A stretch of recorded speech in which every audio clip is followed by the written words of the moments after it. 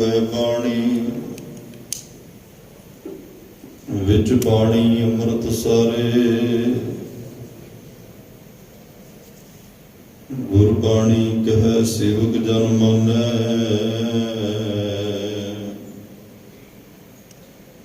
ਪ੍ਰਤੱਖ ਗੁਰੂ ਨਿਸਤਾਰੇ। ਗਈ ਬਹੋੜ ਬੰਦੀ ਛੋੜ, ਨਿਰੰਕਾਰ ਦੁਖਦਾਰੀ। ਕਰਮ ਨਾ ਜਾਣਾ ਧਰਮ ਨਾ ਜਾਣਾ, ਲੋਭੀ ਮਾਇਆ ਧਾਰੀ।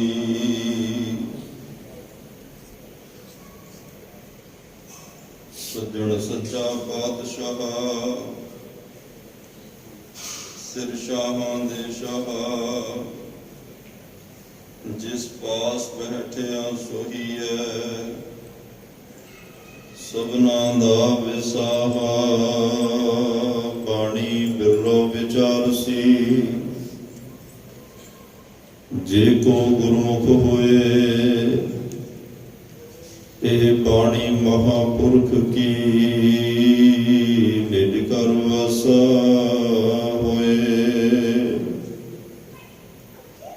ਬੇਸ਼ੁਮਾਰ ਅਥਾਹ ਗਣਤ ਅਤੁਲੈ, ਜਿਉ ਬੁਲਾਵੈ ਤਿਉ ਨਾਨਕ ਦਾਸ ਬੋਲੇ। ਅਗਮ ਅਗੋਚਰ ਸਚ ਸਾਹਿਬ ਮੇਰਾ, ਨਾਨਕ ਬੋਲੇ ਬੁਲਾਇਆ ਤੇਰਾ। ਅਗਮ ਅਗੋਚਰ ਸਚ ਸਾਹਿਬ ਮੇਰਾ, ਨਾਨਕ ਬੋਲੇ ਬੁਲਾਇਆ ਤੇਰਾ।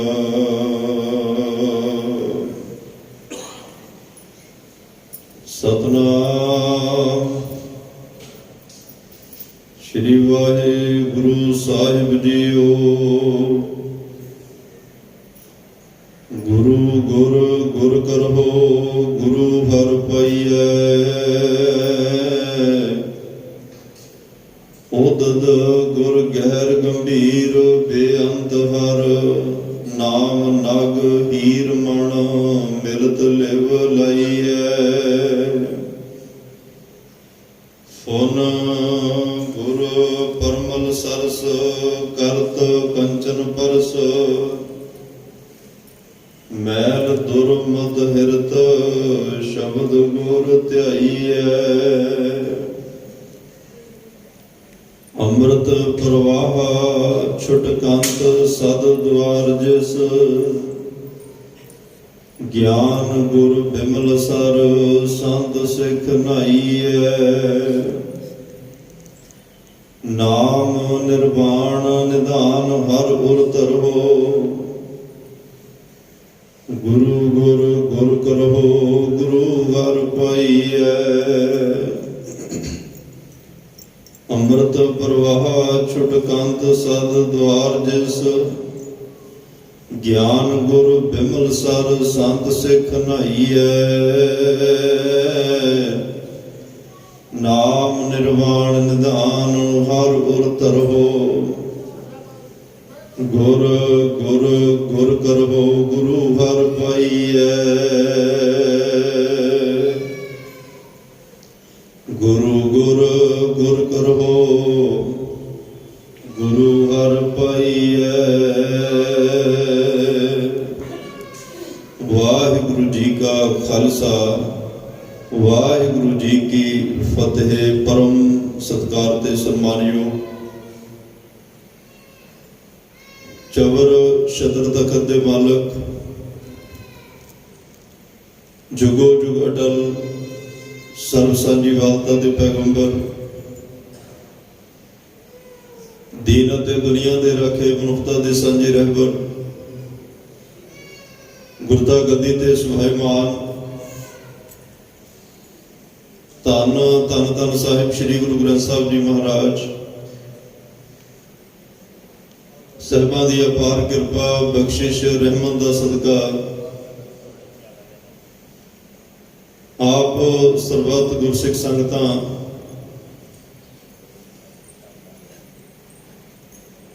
ਗੁਰਦੁਆਰਾ ਸਿੰਘ ਸ਼ਹੀਦਾਂ ਵਿਖੇ ਹਰ ਰੋਜ਼ ਦੀ ਤਰ੍ਹਾਂ ਅੱਜ ਬੰਦੀ ਛੋੜ ਦਿਵਸ ਨੂੰ ਮੁੱਖ ਰੱਖਦੇ ਹੋਏ ਦੂਰ ਦੁਰਾਡਿਆਂ ਤੋਂ ਇਸ ਪਾਵਨ ਪਵਿੱਤਰ ਸਥਾਨ ਤੇ ਪਹੁੰਚ ਕੇ ਗੁਰੂ ਸਾਹਿਬ ਦੇ ਦਰਸ਼ਨ ਦੀਦਾਰ ਕਰ ਰਹੇ ਹੋ, ਗੁਰੂ ਦੀ ਨਿੱਘੀ ਗੋਦ ਦਾ ਆਨੰਦ ਮਾਣ ਰਹੇ ਹੋ। ਵਡਭਾਗੇ ਹੋ, ਧੰਨਤਾ ਦੇ ਯੋਗ ਹੋ। ਰਬੀ ਗੁਰਬਾਣੀ ਦੇ ਨਿਤਨੇਮ ਪੜ੍ਹਨ ਸੁਣਨ ਦਾ ਸੁਭਾਗ ਸਮਾਂ ਪ੍ਰਾਪਤ ਹੋਇਆ। ਆਸਾ ਜੀ ਕੀ ਵਾਰ ਦੇ ਕੀਰਤਨ ਆਪ ਜੀ ਨੇ ਬੜੇ ਪਿਆਰ ਸ਼ਰਧਾ ਭਾਵਨਾ ਨਾਲ ਸਰਵਣ ਕੀਤੇ ਹਨ। ਉਪਰੰਤ ਚੱਲ ਰਹੀ ਸ੍ਰੀ ਗੁਰੂ ਗ੍ਰੰਥ ਸਾਹਿਬ ਮਹਾਰਾਜ ਦੀ ਲੜੀਵਾਰ ਕਥਾ ਗੁਰ ਸ਼ਬਦ ਵਿਚਾਰ ਨਾਲ ਜੁੜਨ ਦਾ ਸੁਭਾਗਾ ਸਮਾਂ ਵੀ ਪ੍ਰਾਪਤ ਹੋਇਆ ਹੈ। ਸ਼ਬਦ ਦੀ ਵਿਚਾਰ ਦੇ ਨਾਲ ਨਾਲ ਅੱਜ ਆਪਾਂ ਸਾਰਿਆਂ ਨੇ ਧੰਨ ਧੰਨ ਸਾਹਿਬ ਸ੍ਰੀ ਗੁਰੂ ਹਰਗੋਬਿੰਦ ਸਾਹਿਬ ਪਾਤਸ਼ਾਹ ਦੇ ਚਰਨ ਵੀ ਪਰਸਣੇ ਹਨ। ਬੰਦੀ ਛੋੜ ਦੇ ਇਸ ਪਾਵਨ ਪਵਿੱਤਰ ਇਤਿਹਾਸ ਨਾਲ ਵੀ ਜੁੜਨਾ ਹੈ।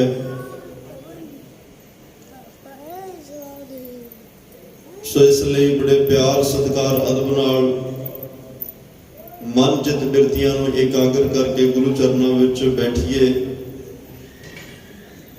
ਗੁਰੂ ਕੀ ਬਾਤ ਪਾ ਕੇ ਆਪਣੇ ਜੀਵਨ ਜ਼ਿੰਦਗੀ ਦੀਆਂ ਕੁਝ ਘੜੀਆਂ ਪਲਾਂ ਨੂੰ ਸਫਲ ਕਰਨ ਦਾ ਯਤਨ ਕਰੀਏ। ਸਭ ਤੋਂ ਪਹਿਲੇ ਆਪ ਸਰਬੱਤ ਸਿੱਖ ਸੰਗਤਾਂ ਨੂੰ ਬੰਦੀ ਛੋੜ ਦਿਵਸ ਦੀਆਂ ਲੱਖ ਲੱਖ ਵਧਾਈਆਂ ਹੋਣ ਜੀ। ਸਤਿਗੁਰੂ ਹਰ ਤਰ੍ਹਾਂ ਦੀ ਖੁਸ਼ੀ ਆਪ ਜੀ ਨੂੰ ਬਖਸ਼ਿਸ਼ ਕਰਨ, ਘਰਾਂ ਵਿੱਚ ਬਰਕਤਾਂ ਬਖਸ਼ਣ, ਨਾਮ ਦਾਨ ਇਸ਼ਨਾਨ ਸੇਵਾ ਸਿਮਰਨ ਦੀ ਦਾਤ ਆਪ ਜੀ ਨੂੰ ਬਖਸ਼ਿਸ਼ ਕਰਨ। ਸਿੱਖ ਧਰਮ ਦੇ ਅੰਦਰ ਕਿਸੇ ਵੀ ਕਿਰਤ ਦੀ ਉਹ ਵਿਸ਼ੇਸ਼ ਪੂਜਾ ਨਹੀਂ ਕੀਤੀ ਜਾਂਦੀ ਕਰਤੇ ਤੋਂ ਇਲਾਵਾ। ਉਸ ਕਰਤੇ ਅਕਾਲ ਪੁਰਖ ਵਾਹਿਗੁਰੂ ਪਰਮਾਤਮਾ ਤੋਂ ਇਲਾਵਾ ਕਿਸੇ ਹੋਰ ਕਿਰਤ ਦੀ ਪੂਜਾ ਨਹੀਂ ਕੀਤੀ ਜਾਂਦੀ, ਕਿਸੇ ਹੋਰ ਚੀਜ਼ ਦੀ ਵਿਸ਼ੇਸ਼ ਪੂਜਾ ਨਹੀਂ ਕੀਤੀ ਜਾਂਦੀ। ਕਰਤੇ ਦੀ ਹੀ ਇਬਾਦਤ ਕੀਤੀ ਜਾਂਦੀ ਹੈ। ਹਰ ਇੱਕ ਮਨੁੱਖ ਦੀ ਜ਼ਿੰਦਗੀ 'ਚ ਇੱਕ ਵਰਤਾਰਾ ਆਮ ਹੀ ਵਰਤਦਾ, ਇੱਕ ਈਮਾਨ ਤੇ ਦੂਜਾ ਗੁਜ਼ਰਾਨ। ਗੁਜ਼ਰਾਨ ਦਾ ਪ੍ਰਬੰਧ ਨਿਰੰਕਾਰ ਆਪ ਹੀ ਸਾਰਾ ਕੁਝ ਕਰ ਦਿੰਦਾ ਹੈ ਤੇ ਉਸ ਦਾ ਸਿਸਟਮ ਵੀ ਅਜਿਹਾ ਹੀ ਹੈ ਕਿ ਪਹਿਲਾਂ ਰਿਜ਼ਕ ਦਾ ਪ੍ਰਬੰਧ ਕਰਦਾ, ਫਿਰ ਉਹ ਜੀਵ ਨੂੰ ਭੇਜਦਾ। ਪਹਿਲੋਂ ਦੇਤਾ ਰਿਜ਼ਕ ਸੰਭਾਹਾ, ਪਿੱਛੋਂ ਦੇਤਾ ਜੰਤ ਉਪਾਹਾ। ਤੁਧ ਜੀਵਟ ਦਾਤਾ ਅਵਰ ਨਾ ਸੁਆਮੀ, ਲਵੈ ਨਾ ਕੋਈ ਲਾਭਣਿਆ। ਅਕਾਲ ਪੁਰਖ ਵਾਹਿਗੁਰੂ ਪਰਮਾਤਮਾ ਜਿਨ ਜੀਓ ਪਿੰਡ ਦਿੱਤਾ, ਤਿਸ ਕਬਹੂ ਨਾ ਚੇਤੈ, ਜੋ ਦੇਂਦਾ ਰਿਜ਼ਕ ਸੰਭਾਹੇ। ਰਿਜ਼ਕ ਦਾ ਪ੍ਰਬੰਧ ਜੋ ਸਾਨੂੰ ਚਾਹੀਦਾ ਉਹਨੇ ਸਾਰਾ ਕੁਝ ਪਹਿਲਾਂ ਤੈਅ ਕੀਤਾ ਹੋਇਆ। ਪਰ ਫਿਰ ਵੀ ਇਨਸਾਨ, ਇਸ ਕਰਕੇ ਸਿੱਖੀ ਅੰਦਰ ਈਮਾਨ ਦੀ ਗੱਲ ਕੀਤੀ ਜਾਂਦੀ ਹੈ। ਗੁਜ਼ਰਾਨ ਲਈ ਰੱਬ ਤੇ ਭਰੋਸਾ ਕੀਤਾ ਜਾਂਦਾ ਹੈ। ਜਿਸ ਵੀ ਕਿਸੇ ਦਾ ਰੱਬ ਤੇ ਭਰੋਸਾ ਹੋਵੇਗਾ ਉਹ ਗੁਜ਼ਰਾਨ ਵੱਲੋਂ ਬੇਪਰਵਾਹ ਹੋਏਗਾ। ਕਿਰਤ ਅਸੀਂ ਕਰਨੀ ਹੈ, ਮਿਹਨਤ ਅਸੀਂ ਕਰਨੀ ਹੈ, ਉਦਮ ਅਸੀਂ ਕਰਨਾ ਹੈ। ਗੁਰਮਤਿ ਦੇ ਅੰਦਰ, ਸਿੱਖੀ ਦੇ ਅੰਦਰ ਕਿਰਤ ਨੂੰ ਪਹਿਲ ਦਿੱਤੀ ਗਈ ਹੈ। ਕਿਰਤ ਦੀ ਗੱਲ ਪਹਿਲਾਂ। ਇਹ ਨਹੀਂ ਕਿ ਕੰਮ ਕੋਈ ਕਰੀਏ ਨਾ, ਸਿਰਫ ਅੰਦਰ ਬੈਠੇ ਕਹੀ ਜਾਈਏ ਕਿ ਰੱਬ ਆਪਣੇ ਆਪ ਭੇਜੂਗਾ। ਰੱਬ ਨੇ ਸਾਨੂੰ ਸਭ ਕੁਝ ਦਿੱਤਾ ਹੈ। ਕਿਰਤ ਕਰਕੇ ਅਸੀਂ ਆਪਣੇ ਘਰ ਪਰਿਵਾਰ ਦੀ ਗੁਜ਼ਰਾਨ ਨੂੰ ਚਲਾਉਣਾ। ਕਿਰਤ ਤੋਂ ਬਾਗੀ ਨਹੀਂ ਹੋਣਾ, ਕਿਰਤ ਤੋਂ ਭੱਜਣਾ ਨਹੀਂ, ਪਰ ਕਿਰਤ ਦੀ ਪੂਜਾ ਨਹੀਂ, ਪੂਜਾ ਕਰਤੇ ਦੀ ਕਰਨੀ। ਅਕਾਲ ਪੁਰਖ ਵਾਹਿਗੁਰੂ ਪਰਮਾਤਮਾ ਦੀ ਇਬਾਦਤ ਕਰਨੀ ਹੈ। ਆਮ ਮਨੁੱਖੀ ਸੁਭਾਅ ਦੀ ਕਮਜ਼ੋਰੀ ਹੈ ਕਿ ਜਿੰਨਾ ਫਿਕਰ ਗੁਜ਼ਰਾਨ ਦਾ ਕਰਦਾ ਹੈ ਉਨਾ ਇਹ ਭਗਵਾਨ ਦਾ ਫਿਕਰ ਨਹੀਂ ਕਰਦਾ। ਆਇਆ ਭਗਵਾਨ ਨੂੰ ਮਿਲਣ ਵਾਸਤੇ ਹੈ, ਪਰਮਾਤਮਾ ਨੂੰ ਮਿਲਣ ਵਾਸਤੇ ਹੈ। पर उपराले सारे गुजरान वास्ते ही करता है। जिन जियो पिंड दिता तिस कबहू ना चेता, जो देंदा रिजक संभाहे। जिन ए पिंड भावा शरीर दिता रिजक दिता, जिन्हें रब्बी दातां विचों तैनूं चेता शक्ति दी एक दात दित्ती, एक गुण दिता, उस चित्त विच उस परमात्मा नूं चेते नहीं करता। गुजरान लई तां सब तो वध वसीला माया दा है। माया मनुख दी सिमरती दा एक अनिखड़वा अंग बन जाती है। ये रब्बी याद नूं भुला के मोह माया दे विच गुलतान हो के जीवन भर इंसान माया दे पिछे दौड़दा फिरदा है। ते ये माया दी जिहड़ी तड़प है, प्यास है, बुझदी नहीं, हर वेले मन विच रहिंदी है। जिन्हों महाराज साहब कहते हैं माया मनो ना बिसरै, मंगै दमा दम, सो प्रभ चित ना आवे, नानक नहीं करम। ये माया हर वेले याद रहिंदी है। माया दी दौड़ भज विच इंसान लग्या रहिंदा है। तो इसलिए कुछ इंसान ने दिन निश्चित कर ले जिस दिन ये माया की पूजा करता है, जिस दिन ये लक्ष्मी की पूजा करता है, जिस दिन ये सिर्फ उस पैसे नूं घर विच आ जाए ओदी ही पूजा करता है। गुरमत ने विशेष तौर पर माया की लक्ष्मी की पूजा करने की कोई आग्या नहीं दी। अकाल पुरख वाहिगुरु परमात्मा की पूजा करनी है, उसे नूं जपना, उसे दा शुकराना करना, उसे अगे अरदास करनी। जिन्नी सानू लोड़ है, जिन्ना साडे कोले भांडा है, उन्नियां दातां वो पा रहा है ते पाउंदा रहेगा। पर संसारक रीतां दे नाल नाल इंसान भी कई बार लक्ष्मी की पूजा विच लग गया। तो इन्हें को दिन निश्चित कर लिया जिस दिन ये विशेष करके लक्ष्मी की माया की पूजा करते। तो महाराज साहब कहते भाई तेनों इन्हां चक्रां विच नहीं पैना चाहिए। तेनों तो सिर्फ गुरु साहब की परमात्मा की इबादत करनी चाहिए है। जिस दे वस विच ये सारियां दातां ने, जिहदे घर विच ये सारियां रब्बी दातां ने। तेनों माया की लोड़ है, माया भी वो बख्श देगा। पदार्थों की लोड़ है, पदार्थ बख्श देगा। जो कुछ भी तेनों चाहिए है वो अकाल पुरख वाहिगुरु परमात्मा के घर विचों ही तेनों प्राप्त हो जाएगा। इसलिए इन्हां गल्लां दी चिंता नहीं करनी चाहिए। ते तू वो जे वखरी तौर पर माया की पूजा करके कहे कि मेरे घर विच माया का वाधा हो जाएगा, तो एक बचन याद करके जाई, अज का दिन जिहड़ा है लोगों ने माया की पूजा करनी। विशेष तौर पर लक्ष्मी की पूजा चलो जिन्हां दा धर्म है वह करन मुबारक। पर जिहड़ा गुरु ग्रंथ साहब नूं मनण वाला है, जिहदा जन्म धन गुरु ग्रंथ साहब के घर विच होया है, उन्हां लई तां महाराज साहब के बचन ने लक्ष्मी तोड़ ना आवे खाए खर्च रहंदा। जिहड़े गुरु परमात्मा दे हो जाण, गुरु जिन्हां दे संग हो जाए, सतगुरु पातशाह जिन्हां दे अंग संग हो जाण, उन्हां दे घर विच कोई लक्ष्मी दी तोड़, माया दी तोड़ नहीं आउंदी। सतगुरु अपने सिख दा फिक्र करदे ने। ओदे जीवन जिंदगी तो पहला, जन्म संसार विच जन्म देण तो पहला ओदे रिज़्क दा, ओदे घर परिवार सारियां चीज़ां दा परमात्मा ने प्रबंध कीता होया है। असीं कोशिश करनी है, यतन करना है कि परमात्मा मिले, भगवान मिले, अकाल पुरख मिले, सानू वाहिगुरु मिले। असीं उस अकाल पुरख वाहिगुरु परमात्मा दे विच अभेद हो सकीए। साडी कोशिश ये होनी चाहिए है। तो इसे लई अज भट्ट साहिबान कह रहे हैं परमात्मा किवें मिलदा है, अकाल पुरख किवें मिलदा है, वाहिगुरु किवें मिलदा है। धन गुरु रामदास साहब पातशाह की उस्तत विच जुड़े हुए ने। अज उन्हां दा ये 15वां सवैया है। झोलना छंद का तीसरा सवैया है। 60 दे विचों कुल सवैये जिहड़े वो 15 हो चुके हैं। ते अजे 15वें सवैये दे विच सत्कारयोग भट्ट जी कह रहे हो, गुरु गुर गुर करहो, गुरु हर पाइया। तू पूजा लक्ष्मी दी, माया दी, किसी होर चीज दी नहीं। तू अकाल पुरख दा पुजारी है। पूजा अकाल की, परजा शब्द का, दीदार खालसे का। ये साडे लिए हुक्म है। महाराज साहब कहते हरि नूं पाउणा है, परमात्मा नूं पाउणा है, तां तैनूं गुरु गुरु जपना पएगा। गुरु असल विच गुरु दा काम की है? मैं एक विद्वान दे ख्याल बड़े चंगे लगे। ਉਹ ਕਹਿੰਦੇ ਗੁਰੂ ਨੇ ਇੱਕ ਹੱਥ ਵਿੱਚ ਪਰਮਾਤਮਾ ਦਾ ਹੱਥ ਫੜਿਆ ਹੋਇਆ, ਰੱਬ ਦਾ, ਇੱਕ ਹੱਥ ਵਿੱਚ ਉਹਨੇ ਸਿੱਖ ਦਾ ਹੱਥ ਫੜਿਆ ਹੋਇਆ। ਗੁਰੂ ਵਿਚਾਲੇ ਆ, ਇੱਕ ਹੱਥ ਪਰਮਾਤਮਾ ਦਾ ਫੜਿਆ, ਇੱਕ ਹੱਥ ਸਿੱਖ ਦਾ ਫੜਿਆ। ਗੁਰੂ ਦਾ ਕੰਮ ਸਿਰਫ ਇੰਨਾ ਹੀ ਆ, ਪਰਮਾਤਮਾ ਦੇ ਹੱਥ ਵਿੱਚ ਸਿੱਖ ਦਾ ਹੱਥ ਫੜਾ ਦਿੰਦਾ। ਗੁਰੂ ਸਿਰਫ ਇੰਨਾ ਕੁ ਕੰਮ ਕਰਦਾ ਹੈ, ਪਰ ਇਹ ਕੰਮ ਕਰਾਉਣ ਵਾਸਤੇ ਕਈ ਵਾਰ ਕਈ ਸਾਲ ਕਈ ਘੰਟੇ ਬੈਠ ਕੇ ਕਈ ਸਾਲ ਇੰਤਜ਼ਾਰ ਕਰਨਾ ਪੈਂਦਾ। ਕਈ ਵਾਰ ਤਾਂ ਗੁਰੂ ਘਰ ਆਏ, ਮੱਥਾ ਟੇਕਿਆ, ਟੇਕਦਿਆਂ ਸਰ ਕਿਰਪਾ ਵਾਪਰ ਜਾਂਦੀ ਹੈ, ਤੇ ਕਈ ਵਾਰ ਕਈ ਸਾਲ ਵੀ ਲੰਘ ਜਾਂਦੇ ਆ, ਤੇ ਕਈ ਜਨਮ ਵੀ ਲੰਘ ਜਾਂਦੇ ਆ। ਕਿਉਂਕਿ ਜਨਮ ਕੀ ਸਮਨ ਕੋ ਮਨ ਲੱਗੀ, ਜੇ ਜਨਮਾਂ ਦੀ ਮੈਲ ਲੱਗੀ ਹੈ ਤਾਂ ਕਈ ਵਾਰ ਮੈਲ ਲਾਉਣ ਲੱਗਿਆ ਵੀ ਸਮਾਂ ਲੱਗ ਜਾਂਦਾ। ਕੋਲੂ ਨੂੰ ਸਾਫ਼ ਕਰਨ ਵਾਲੀ ਲੀਰ ਤੁਸੀਂ ਵੇਖੀ ਹੋਏਗੀ, ਜਿਸ ਕਹਾਣੀ ਵਿੱਚ ਕੋਲੂ ਰਾਈਓ ਤੇਲ ਪੀੜ ਕੇ ਕੱਢਿਆ ਜਾਂਦਾ ਨਾ ਤਿਲਾਂ ਨੂੰ, ਜਿਹੜੀ ਉਸ ਕੋਲੂ ਨੂੰ ਸਾਫ਼ ਕਰਨ ਵਾਲੀ ਲੀਰ ਕੱਪੜਾ ਹੈ, ਉਹ ਇੰਨਾ ਠੰਡਾ ਹੋ ਜਾਂਦਾ ਹੈ। ਮਾਰੇ ਕਹਿੰਦੇ ਖਨਲੀ ਧੋਤੀ ਉਤਲੀ ਨਾ ਹੋਵੇ, ਜੇ ਸੋ ਧੋਵਣ ਪਾਹੋ, ਉਸ ਠੰਡੇ ਹੋਏ ਕੱਪੜੇ ਨੂੰ ਜੇ 100 ਵਾਰ ਵੀ ਧੋਆ ਪਾ ਦਿਓ, ਠੰਡਿਆਈ ਤਾਂ ਵੀ ਨਹੀਂ ਨਿਕਲਦੀ।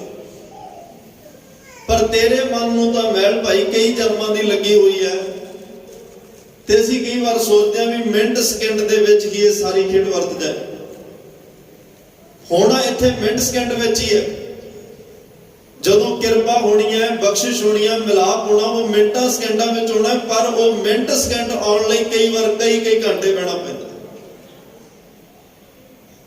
ਨਿਮਕ ਸਿਮਰਤ ਜਿਤ ਛੁੱਟਿਆ, ਜਿਹੜਾ ਨਿਮਕ ਹੈ ਨਾ, ਅੱਖ ਬੰਦ ਕਰਕੇ ਖੋਲਣ ਜਿੰਨਾ ਸਮਾਂ, ਜਿਸ ਵਿੱਚ ਕਿਰਪਾ ਵਰਤਣੀ ਆ, ਉਸ ਨਿਮਕ ਦੇ ਇੰਤਜ਼ਾਰ ਵਿੱਚ ਕਈ ਸਾਲ ਕਈ ਘੰਟੇ ਲੱਗ ਜਾਂਦੇ। ਉਹਦਾ ਇੰਤਜ਼ਾਰ ਕਰਨ ਵਿੱਚ ਸਮਾਂ ਲੱਗਦਾ। ਕਿਰਪਾ ਤਾਂ ਇੱਕ ਖਿਣ ਵਿੱਚ ਹੀ ਵਰਤਦੀ ਹੈ। ਕਿਰਪਾ ਤਾਂ ਅਕਾਲ ਪੁਰਖ ਵਾਹਿਗੁਰੂ ਪਰਮਾਤਮਾ ਦੀ ਚੰਦ ਮਿੰਟਾਂ ਵਿੱਚ ਹੀ ਵਰਤ ਜਾਂਦੀ ਹੈ, ਪਰ ਉਹ ਵਕਤ, ਉਹ ਘੜੀਆਂ, ਉਹ ਸਮਾਂ ਕਦੋਂ ਆਉਂਦਾ ਹੈ, ਉਹਦੇ ਇੰਤਜ਼ਾਰ ਵਿੱਚ ਕਈ ਵਾਰ ਸੇਵਾ ਧੰਨ ਗੁਰੂ ਅਮਰਦਾਸ ਮਹਾਰਾਜ ਨੇ 12 ਸਾਲ ਕੀਤੀ। ਭਾਈ ਜੇਠੇ ਨੂੰ 21 ਸਾਲ ਗੋਇੰਦਵਾਲ ਸਾਹਿਬ ਸੇਵਾ ਕਰਨੀ ਪਈ। ਧੰਨ ਗੁਰੂ ਅਰਜਨ ਦੇਵ ਪਾਤਸ਼ਾਹ ਨੇ ਸੇਵਾ ਕੀਤੀ, ਹੁਕਮ ਮੰਨਿਆ, ਆਗਿਆਕਾਰੀ ਪੁੱਤਰ ਬਣ ਕੇ ਰਹੇ, ਸਿੱਖ ਬਣ ਕੇ ਰਹੇ। ਸੇਵਾ ਦੇ ਵਿੱਚੋਂ, ਆਗਿਆ ਦੇ ਵਿੱਚੋਂ, ਹੁਕਮ ਦੇ ਵਿੱਚੋਂ, ਨਿਮਰਤਾ ਭਾਵ ਦੇ ਵਿੱਚ ਰਹਿ ਕੇ ਆਪਣਾ ਆਪ ਨਾ ਜਣਾਉਂਦੇ ਹੋਏ, ਕੱਲ ਆਪ ਜੀ ਨੇ ਸੁਣਿਆ ਧੰਨ ਬਾਬਾ ਬੁੱਢਾ ਸਾਹਿਬ 113 ਸਾਲ ਗੁਰੂ ਘਰ ਵਿੱਚ ਸੇਵਾ ਕਰਕੇ ਵੀ ਉਹ ਬੇਨਤੀ ਕਰ ਰਿਹਾ, ਮਹਾਰਾਜ ਸੇਵਾ ਕਰਦਿਆਂ ਬਹੁਤ ਭੁੱਲਾਂ ਹੋਈਆਂ, ਮੈਨੂੰ ਬਖਸ਼ ਦਿਓ। ਐਸੀ ਨਿਮਰਤਾ, ਇਹੋ ਜੇ ਨਿਮਰਤਾ ਦੇ ਗੁਣ ਆ ਜਾਣ, ਜਿਹਨੂੰ ਗੁਰੂ ਕਹਿ ਰਿਹਾ ਬੁੱਢਿਆ ਤੇਥੋਂ ਓਲੇ ਕਦੇ ਨਾ ਹੋਸਾ, ਪਰ ਉਹ ਫਿਰ ਵੀ ਚਰਨਾਂ ਦੀ ਧੂੜ ਬਣ ਕੇ ਰਹਿ ਰਿਹਾ। ਹੰਕਾਰ ਕੋਈ ਨਹੀਂ, ਅੰਦਰ ਕਿਸੇ ਤਰ੍ਹਾਂ ਦਾ ਆਪਣਤ ਕੋਈ ਨਹੀਂ, ਮੈਂ ਮੇਰੀ ਕੋਈ ਨਹੀਂ। ਮਾਣ ਹੈ, ਪਰ ਹੈ ਗੁਰੂ ਤੇ ਮਾਣ ਕਰੋ ਤਦ ਉਪਰੇ ਮੇਰੇ ਪ੍ਰੀਤਮ ਪਿਆਰੇ, ਤੇਰੇ ਭਰੋਸੇ ਪਿਆਰੇ ਮੈਂ ਲੜ ਲੜਾਇਆ। ਆਪਣੇ ਤੇ ਗੱਲ ਕੋਈ ਨਹੀਂ ਲੈਣੀ, ਜੋ ਕੁਛ ਹੈ ਗੁਰੂ ਸਾਹਿਬ ਦਾ ਹੈ। ਗੁਰੂ ਘਰ ਕਰਾ ਰਿਹਾ ਹੈ, ਗੁਰੂ ਦੀ ਕਿਰਪਾ ਵਰਤਣੀ, ਮੇਰਾ ਕੁਛ ਵੀ ਨਹੀਂ। ਇਹੋ ਜੀ ਭਾਵਨਾ ਨਾਲ, ਇਹੋ ਜਿਹੇ ਨਾਲ ਗੁਣ ਵੀ ਹੋਣੇ ਚਾਹੀਦੇ ਆ। ਕੱਲਾ ਜੇ ਆਪਾਂ ਕਹੀਏ ਮੈਂ ਸਿਮਰਨ ਬਹੁਤ ਕਰਦਾ, ਪਰ ਜਿਹੜੇ ਗੁਣਾਂ ਦੀ ਗੱਲ ਗੁਰਬਾਣੀ ਕਰ ਰਹੀ, ਜਿਹੜੇ ਦੇਵੀ ਗੁਣ, ਇੱਕ ਸੰਤ, ਇੱਕ ਭਗਤ, ਇੱਕ ਗੁਰਮੁਖ ਵਿੱਚ, ਇੱਕ ਸਿੱਖ ਵਿੱਚ ਹੋਣੇ ਚਾਹੀਦੇ ਆ। ਨਾਲ ਉਹ ਗੁਣ ਵੀ ਚਾਹੀਦੇ ਆ। ਤੇ ਨਹੀਂ, ਕਈ ਵਾਰ ਇਹ ਸਮੁੰਦਰ ਦੀ ਤਰ੍ਹਾਂ ਪਾਣੀ ਖਾਰਾ ਵੀ ਹੋ ਜਾਂਦਾ ਹੈ। ਜੇ ਉਹ ਸਿੱਧਾ ਉਸ ਖਾਰੇ ਪਾਣੀ ਨੂੰ ਪੀਓ ਨੁਕਸਾਨਦੇਹ ਹੈ, ਪਰ ਉਹ ਸਮੁੰਦਰ ਦਾ ਪਾਣੀ ਜਦੋਂ ਭਾਵ ਬਣ ਕੇ ਬੱਦਲ ਬਣਦੇ ਆ, ਬੱਦਲਾਂ ਰਾਹੀਂ ਸਾਡੇ 'ਚ ਵਰਸਦਾ ਹੈ, ਉਦੋਂ ਅੰਮ੍ਰਿਤ ਬਣ ਜਾਂਦਾ ਹੈ। ਇਸ ਲਈ ਸਿਮਰਨ ਕਰੋ, ਸੇਵਾ ਕਰੋ, ਵਿੱਚ ਗੁਰੂ ਦੀ ਬਖਸ਼ਿਸ਼ ਹੋਣੀ ਜ਼ਰੂਰੀ ਹੈ। ਗੁਰੂ ਦੀ ਬਖਸ਼ਿਸ਼ ਰਾਹੀਂ ਜਦੋਂ ਇਹ ਚੀਜ਼ਾਂ ਵਰਤਦੀਆਂ ਨੇ, ਇਹਦਾ ਵੱਖਰਾ ਹੀ ਆਨੰਦ ਹੁੰਦਾ ਹੈ। ਗੁਰੂ ਨੇ ਤਾਂ ਸੋਨੇ ਤਰ੍ਹਾਂ ਸ਼ੁੱਧ ਕਰ ਦੇਣਾ। ਸੋਨੇ ਵਿੱਚ ਜਦੋਂ ਮੈਲ ਹੁੰਦੀ ਆ ਨਾ, ਜਦੋਂ ਕੋਠਾਲੀ ਚ ਪਾਉਂਦੇ ਆ, ਬੜਾ ਦੌੜਦਾ ਹੈ ਉਹ। ਜਿਵੇਂ ਜਿਵੇਂ ਮੈਲ ਕੱਟੀ ਜਾਂਦੀ ਆ, ਉਵੇਂ ਟਿਕਣਾ ਸ਼ੁਰੂ ਹੋ ਜਾਂਦਾ ਹੈ। ਮੈਲ ਸਾਰੀ ਕੱਟੀ ਗਈ, ਸ਼ੁੱਧ ਹੋ ਗਿਆ, ਤੇ ਸੋਨਾ ਟਿਕ ਜਾਂਦਾ ਹੈ। ਜਿੰਨੀ ਦੇਰ ਤੱਕ ਸਾਡੇ ਅੰਦਰ ਮੈਲ ਹੈ, ਮਨ ਮੈਲਾ ਹੈ, ਉਨੀ ਦੇਰ ਤੱਕ ਦੁਬਦਾ ਵੀ ਬਣੇਗੀ, ਸ਼ੰਕਾ ਵੀ ਆਉਣਗੇ, ਗੁੱਸਾ ਵੀ ਆਏਗਾ, ਕ੍ਰੋਧ ਵੀ ਆਏਗਾ, ਹੰਕਾਰ ਵੀ। ਇਹ ਵਿਕਾਰਾਂ ਨੇ, ਵਾਸ਼ਨਾਵਾਂ ਨੇ ਕਿਤੇ ਨਾ ਕਿਤੇ ਤੰਗ ਕਰਦੇ ਰਹਿਣਾ। ਪਰ ਮਹਾਰਾਜ ਕਹਿੰਦੇ ਬੇਪਰਵਾਹ ਹੋ ਕੇ ਗੁਰੂ ਜਪਦਾ ਰਹਿ, ਕਿਉਂਕਿ ਗੁਰੂ ਤੇਰਾ ਬੇਅੰਤ ਹੈ, ਗੁਰੂ ਤੇਰਾ ਬੇਸ਼ੁਮਾਰ ਹੈ, ਗੁਰੂ ਤੇਰਾ ਅਥਾਹ ਹੈ, ਅਗੋਚਰ ਹੈ, ਅਟਲ ਹੈ। ਗੁਰੂ ਤੇਰਾ ਬੇਅੰਤ ਸ਼ਕਤੀਆਂ ਦਾ ਅੰਤ ਕਲਾ ਹੋਏ ਠਾਕੁਰ ਚੜਿਆ। ਤੇਰਾ ਗੁਰੂ ਪੂਰਾ ਹੈ, ਗੁਰੂ ਸਮਰੱਥ ਹੈ, ਤੇ ਭਰੋਸਾ ਕਰਕੇ ਚੱਲੀ ਚੱਲ। ਉਹ ਤਾਂ ਜਨਮ ਦੀ ਲੱਗੀ ਹੋਈ ਮੈਲ ਵੀ ਧੋ ਦੇਗਾ, ਜਮਾਂ ਦੀਆਂ ਫਾਈਆਂ ਵੀ ਕੱਟ ਦੇਗਾ। वो एडा समर्थ एडा परमल है। महाराज कहते परमात्मा नूं मिलना गुरु गुर गुर करो गुरु हर पाइए। संप्रदाय महापुरुषों ने ये अर्थ किया गुरु गुर गुर करो गुरु हर पाइए। 4 बारी गुरु का इतने धन गुरु रामदास पातशाह दे अजे सवैये ने वो कहते गुरु धन गुरु नानक साहब नूं सिमरो गुर गुर करो गुरु अंगद साहब नूं सिमरो।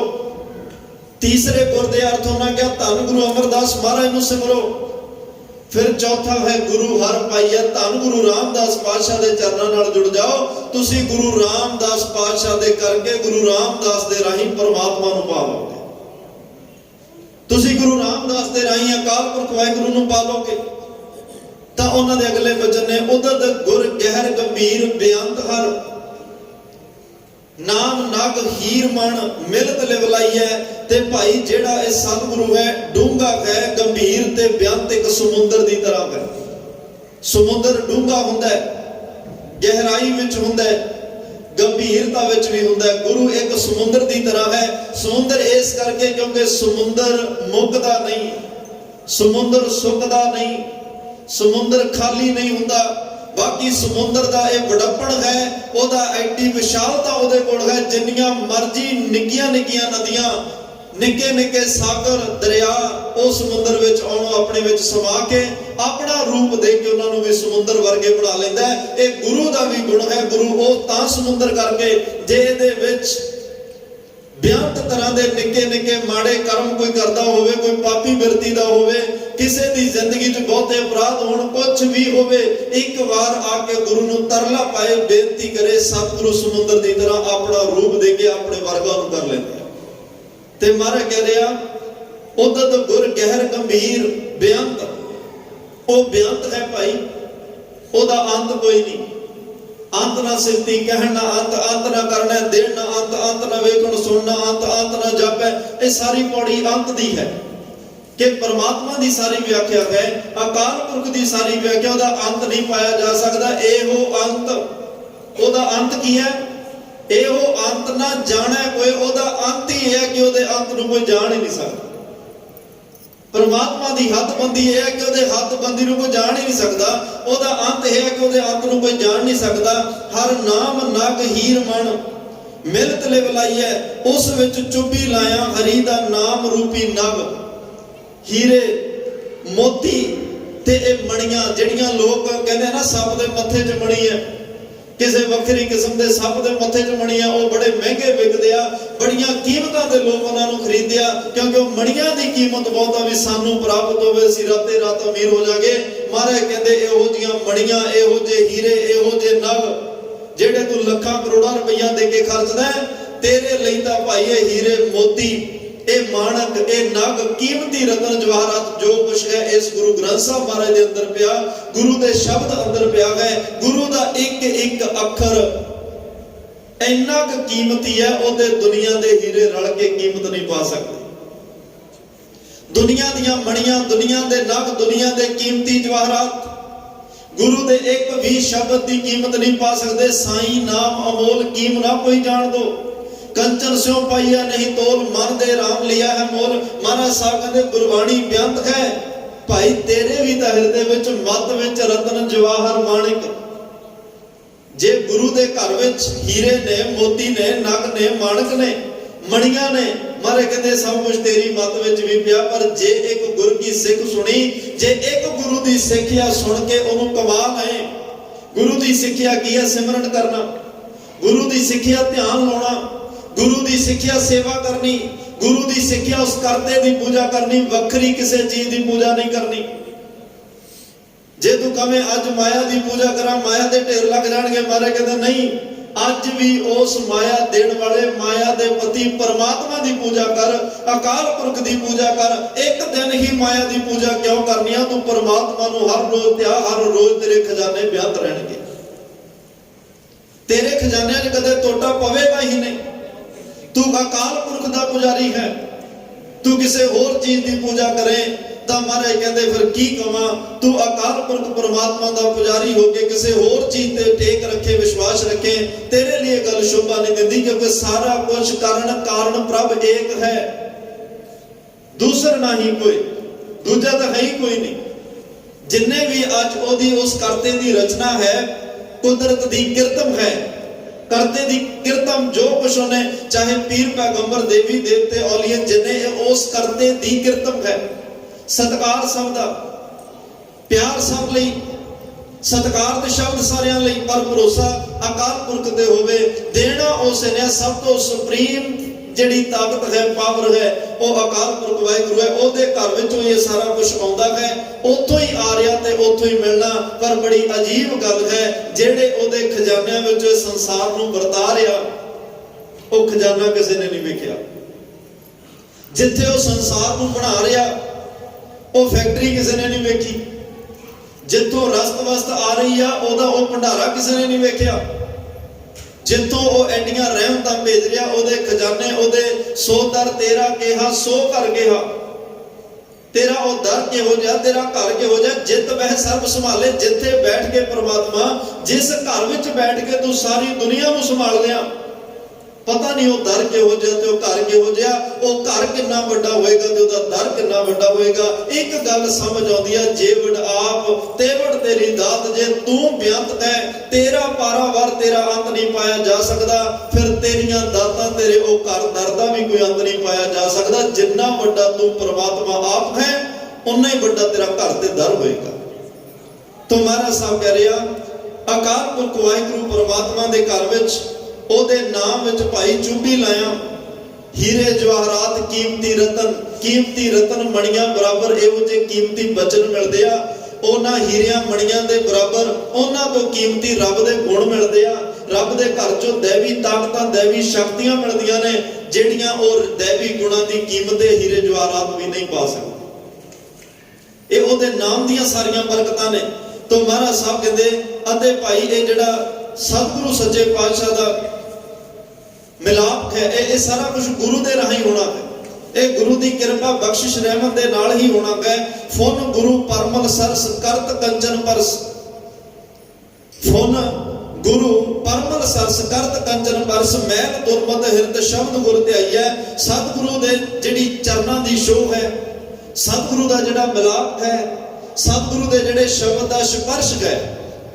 ਸ਼ਬਦ ਨੂੰ ਜਪਣ ਨਾਲ, ਜੇ ਆਪਾਂ ਕਹੀਏ ਵਾਰ-ਵਾਰ ਨਾਮ ਜਪੋ, ਵਾਰ-ਵਾਰ ਸਿਮਰਨ ਕਰੋ, ਵਾਹਿਗੁਰੂ ਦੀ ਜਿਹੜੀ ਧੁਨੀ ਹੈ ਘੰਟਿਆਂ ਬੱਧੀ। ਵੈਸੇ ਤਾਂ ਇਹ ਚਾਹੀਦਾ, ਕਿਉਂਕਿ ਗੱਲ ਸਾਰੀ ਧਿਆਨ ਦੀ ਹੈ। ਧਿਆਨ ਤੁਹਾਡਾ 2 ਮਿੰਟ ਲੱਗ ਰਿਹਾ, ਤੁਸੀਂ 2 ਮਿੰਟ ਜਪ ਲਓ। ਤੁਹਾਡਾ 5 ਮਿੰਟ ਧਿਆਨ ਲੱਗ ਰਿਹਾ, 5 ਘੜੀਆਂ ਵੇਖ ਕੇ ਨਾ ਬੈਠੋ। ਘੜੀਆਂ ਵੱਲ ਧਿਆਨ ਲਾ ਕੇ ਨਾ ਬੈਠੋ, ਮੈਂ 2 ਘੰਟੇ 3 ਘੰਟੇ ਬਹਿਣਾ। ਉਹ ਤਾਂ ਫਿਰ ਇੱਕ ਘੜੀ ਵੱਲ ਧਿਆਨ ਰਹੇਗਾ। ਘੜੀ ਨੂੰ ਵੇਖ ਵੇਖ ਕੇ ਜਿਹੜਾ ਪਾਠ ਕੀਤਾ, ਸਿਮਰਨ ਕੀਤਾ, ਉਹ ਕਿਸੇ ਅਰਥ ਨਾਲ ਕਈ ਵਾਰ ਨਹੀਂ ਆਉਂਦਾ। ਗੱਲ ਤਾਂ ਸਾਰੀ ਧਿਆਨ ਦੀ ਹੈ। ਜੇ ਧਿਆਨ ਨਾਲ 2 ਮਿੰਟ ਵੀ ਜਪਿਆ ਗਿਆ, ਉਹ ਵੀ ਲੇਖੇ ਪੈ ਜਾਂਦਾ। ਗੱਲ ਮਨ ਨੂੰ ਟਿਕਾਉਣ ਦੀ ਹੈ।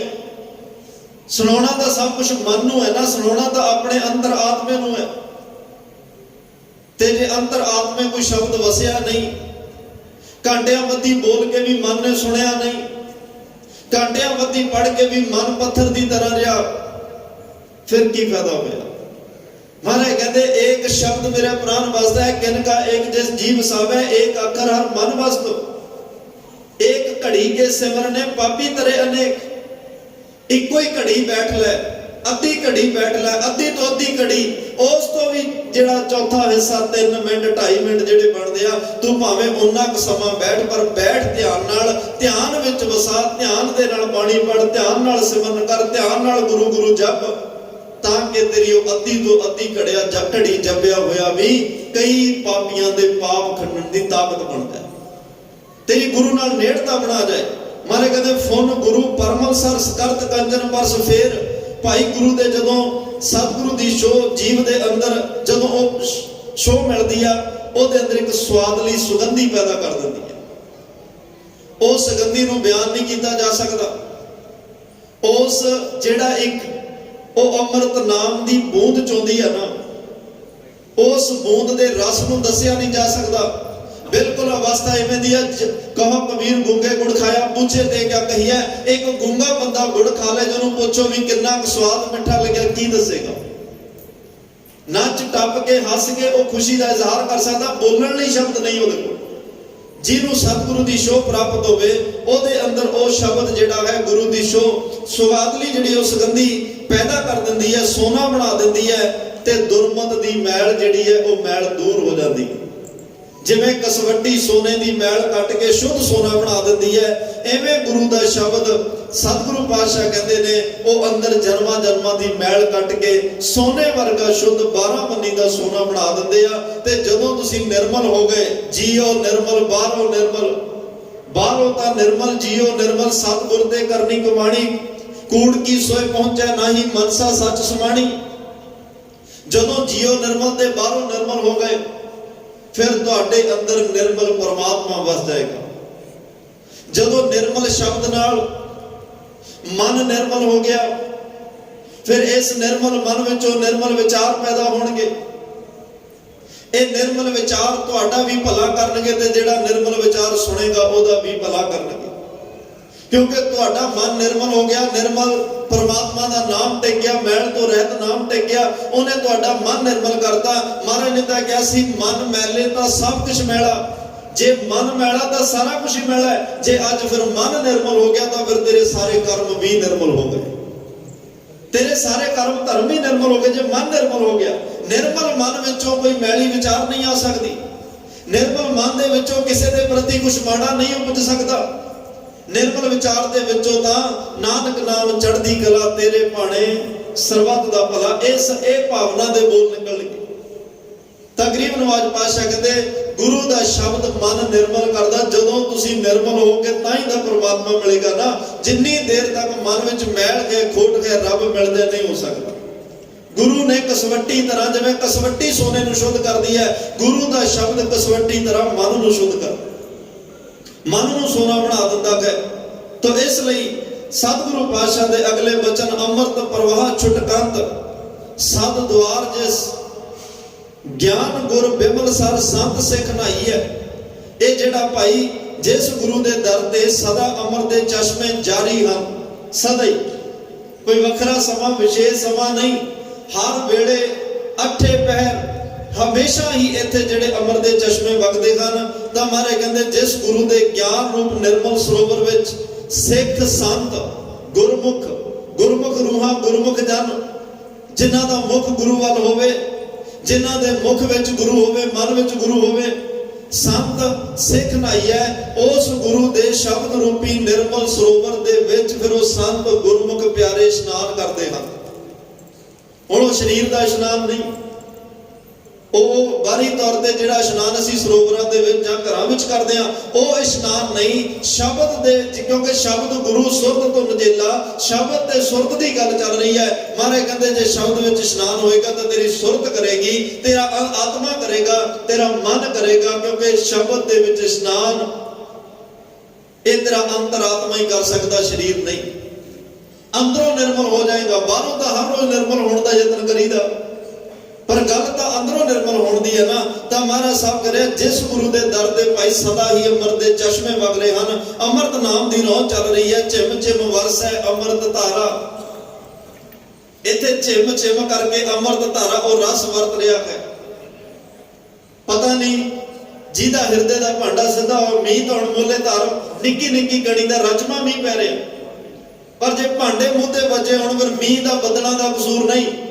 भांडे सीधे होण बाहर दा मीह भांडे भर जाता है। जे गुरु कोल बैठ के हिरदियां दे भांडे सीधे करके बैठिए, जेड़ा ये झिम झिम वरसे अमृत धारा, अमृत रस दी रौं, अमृत दा मीह पै रहा, पता नहीं किस वेले किहड़ी बूंद साडे हिरदे विच डिग जाणी ते इक्को ही बूंद ने साडा जीवन बदल जाना है। तो महाराज साहब कह रहे भाई जिस गुरु के ज्ञान रूप निर्मल सरोवर विच सारे संत सिख गुरसिख प्यारे इशनान करते हैं, तां नाम निर्वाण निधान हर गुर धरो, नाम निर्वाण निधान हर गुर धरो, गुरु गुर गुर करो गुरु हर पाइए। तो हमारे कहते उस गुरु दे राही हरि दे वासना रहत नाम खजाने नूं अपने हिरदे विच जेड़ा उन्होंने टिकाओ, उस हरि दे नाम रूपी खजाने नूं अपने जेहन विच टिकाओ, अपने मन विच टिकाओ, अपने हिरदे विच टिकाओ। जेड़े उस नाम निर्वाण निधान खजाने नूं हिरदे विच टिका लैंदे ने, फिर वो गुरु गुरु जपदे, गुरु दे राही परमात्मा नूं मिल पैंदे हन। गुरु दा हर वेले सिमरन करदे, ओदे नाम दा भाव, ओदे गुणां दा खजाना अंदर टिका के, ओदे दैवी गुणां दा खजाना अंदर टिका के एक दिन गुरु गुरु जपदे परमात्मा दा स्वरूप हो जांदे। परमात्मा वर्गे जापण लग पैंदे आ, वो गुरु वर्गे जापण लग पैंदे आ। उन्हां दे बोलां विच गुरु झलकदा है, उन्हां दे कर्म विच गुरु झलकदा है, उन्हां दे व्यवहार आचरण विच गुरु झलकदा है, उन्हां दी रहत बहत विच गुरु झलकदा है। ते महाराज साहब कहंदे आ, बहुतात गिणती धर्म दी दुनिया, बोलां विच तां धर्म बहुत झलकदा है, पर जदों अमली जीवन वेखीए, जीवन दे विच धर्म नहीं हुंदा। ताई दा भट्ट साहबाना ने कहा सी ना, रहो संत हो टोल सात बहु तेरे डिठे, सन्यासी तपसिया मुखो ए पंडित मिठे। ये बड़े मुख तो मिठिया जबान दियां गल्लां कर रहे सन। कहन लगे सी इन्हां कोल गए, महाराज ये कहंदे कुछ होर सी ते करदे कुछ होर सी। जदों करनी ते कथनी एक ना होवे, फिर कदे वो किसी का भी कुछ नहीं सवार सकते, अपनी भी जिंदगी नूं उजड़दे राहां ते पा लैंदे आ। ते गुरु घर दे विच गुरु साहिबाना ने जो सानू कहा उही कीता, जो कीता उही कहा। इत्थे किहड़ी कथनी बराबर है? तां ही इत्थे आके भट्टां दा मन खड़िया सी कि जो गुरु अर्जन साहब कह रहा वो इस घर विच कमाया भी जा रहा। इत्थे कलियां गल्लां शिंगार के गल्लां ही दुनिया के सामने रखिया जांदियां भी एक कान रस बन जाए, लोग गल्लां सुन के खुश हो जाण, बड़ियां चंगियां ते सोहणियां गल्लां कीतियां। गल्लां ओही कीतियां जांदियां जिहड़ियां कमाईयां भी जांदियां ने। जेड़ा जे किसी नूं कुछ जिन्ना कर सकदे आ उन्नी की गल इत्थे कीती जांदी है, वध घट नहीं। इसे गल तो पतीज के धन गुरु अर्जन साहब दे चरनां विच टिक के अज 123 सवैये उन्होंने 5 गुरु साहिबानां दी उस्तत विच सानूं बख्शिश कर दित्ते। गुरु साहिबानां दी उस्तत करनी सानूं दस दित्ती। तो इसलिए भाई अज दे बचन विच भट्ट साहिबान कह रहे आ, जिन्हां ने गुरु नूं मिलना, परमात्मा नूं मिलना है, वो गुरु गुरु जपो। धन गुरु रामदास महाराज परमात्मा नूं मिले, अज गुरु रामदास महाराज दे चरनां नाल जुड़ जाइए। गुरु गुरु जपदे एक दिन असीं भी उस परमात्मा नाल मिल पावांगे, साडा भी मिलाप उस गुरु नाल हो जाएगा, साडे भी हिरदे विच गुरु दे निर्वाण नाम निधान दा खजाना टिक जाएगा। असीं भी गुरु की बख्शिश दे नाल साजे ते नवाजे जावांगे, साडा भी जीवन सफल हो जाएगा। सो खैर गुरु दियां बेअंत वडियाइयां ने, गुरु दियां बेअंत बख्शिशां रहमतां ने। हर रोज आपां नवे तो नवे जिहड़ा अगे लड़ीवार सवैये चलदे, हर रोज नवी विचार हुंदी है, नवा स्नेहा हुंदा है, नवा शब्द हुंदा है, नवा ही उहदे विच ज्ञान हुंदा। तां ही किहा साहिब मेरा नीत नवा। ये जुगां जुगांतरां तक आप लगे रहिए, किन्ने कथा वाचक हो के चले गए, किन्ने कर रहे, किन्ने ने करनी है कथा, पर कोई भी ये नहीं कह के गया इस तो वध हुण कथा की लोड़ नहीं, क्योंकि जो असीं कह गए वो आखिरी संदेश है, आखिरी उपदेश। निक्की निक्की अकल जिन्हां दे घोड़े वो अकलां दे भज्जे, ते थोड़ा थोड़ा ज्ञान आप अपनी बुद्ध है जेती, जिन्नी जिन्नी बुद्ध मत सुमत महाराज ने बख्शी उन्हां को विख्यान करके चले गए। पर यह समुंदर अज भी उस तरह लबालब भरिया होया। मस्कीन साहब आखिरी कथा जो कानपुर की है ना, उन्होंने 16 साल की उम्र च कथा कर लगे सी। किड्डी उम्र, किन्ने अद्धी सदी तो वध उन्होंने लंबा समा कथा की, पर आखिरी कथा में यही वचन सन, कहते हुण थोड़ी जी समझ आई, हुण जाण दा वेला आ गया। आखिरी कथा के बोल सन भी हुण समझ आई, हुण जाण दा वेला आ गया। यानी सोहण सिंह सीतल साहब ने लिखिया, कहते जदों कुछ पढ़िया नहीं सी उदों लगता सी बहुत कुछ पढ़ लिया, बड़ा कुछ सीख के 100 किताब पढ़ के लगता सी पता नहीं मेरे वर्गा ज्ञानी कोई नहीं। हुण कहते इन्ना कुछ पढ़ के भी लगता कुछ भी नहीं पढ़िया, इन्ना कुछ पढ़ के भी लगता कुछ भी नहीं पढ़िया, क्योंकि एक खजाना ही इन्ना पाई कीमती है ते इन्ना विशाल है। खैर अज सिख कौम के अंदर बड़ा सत्कार का दिन है। कई अज दिवाली मनाउणगे, पर सिख धर्म की दिवाली नहीं, साडा बंदी छोड़ दिवस है।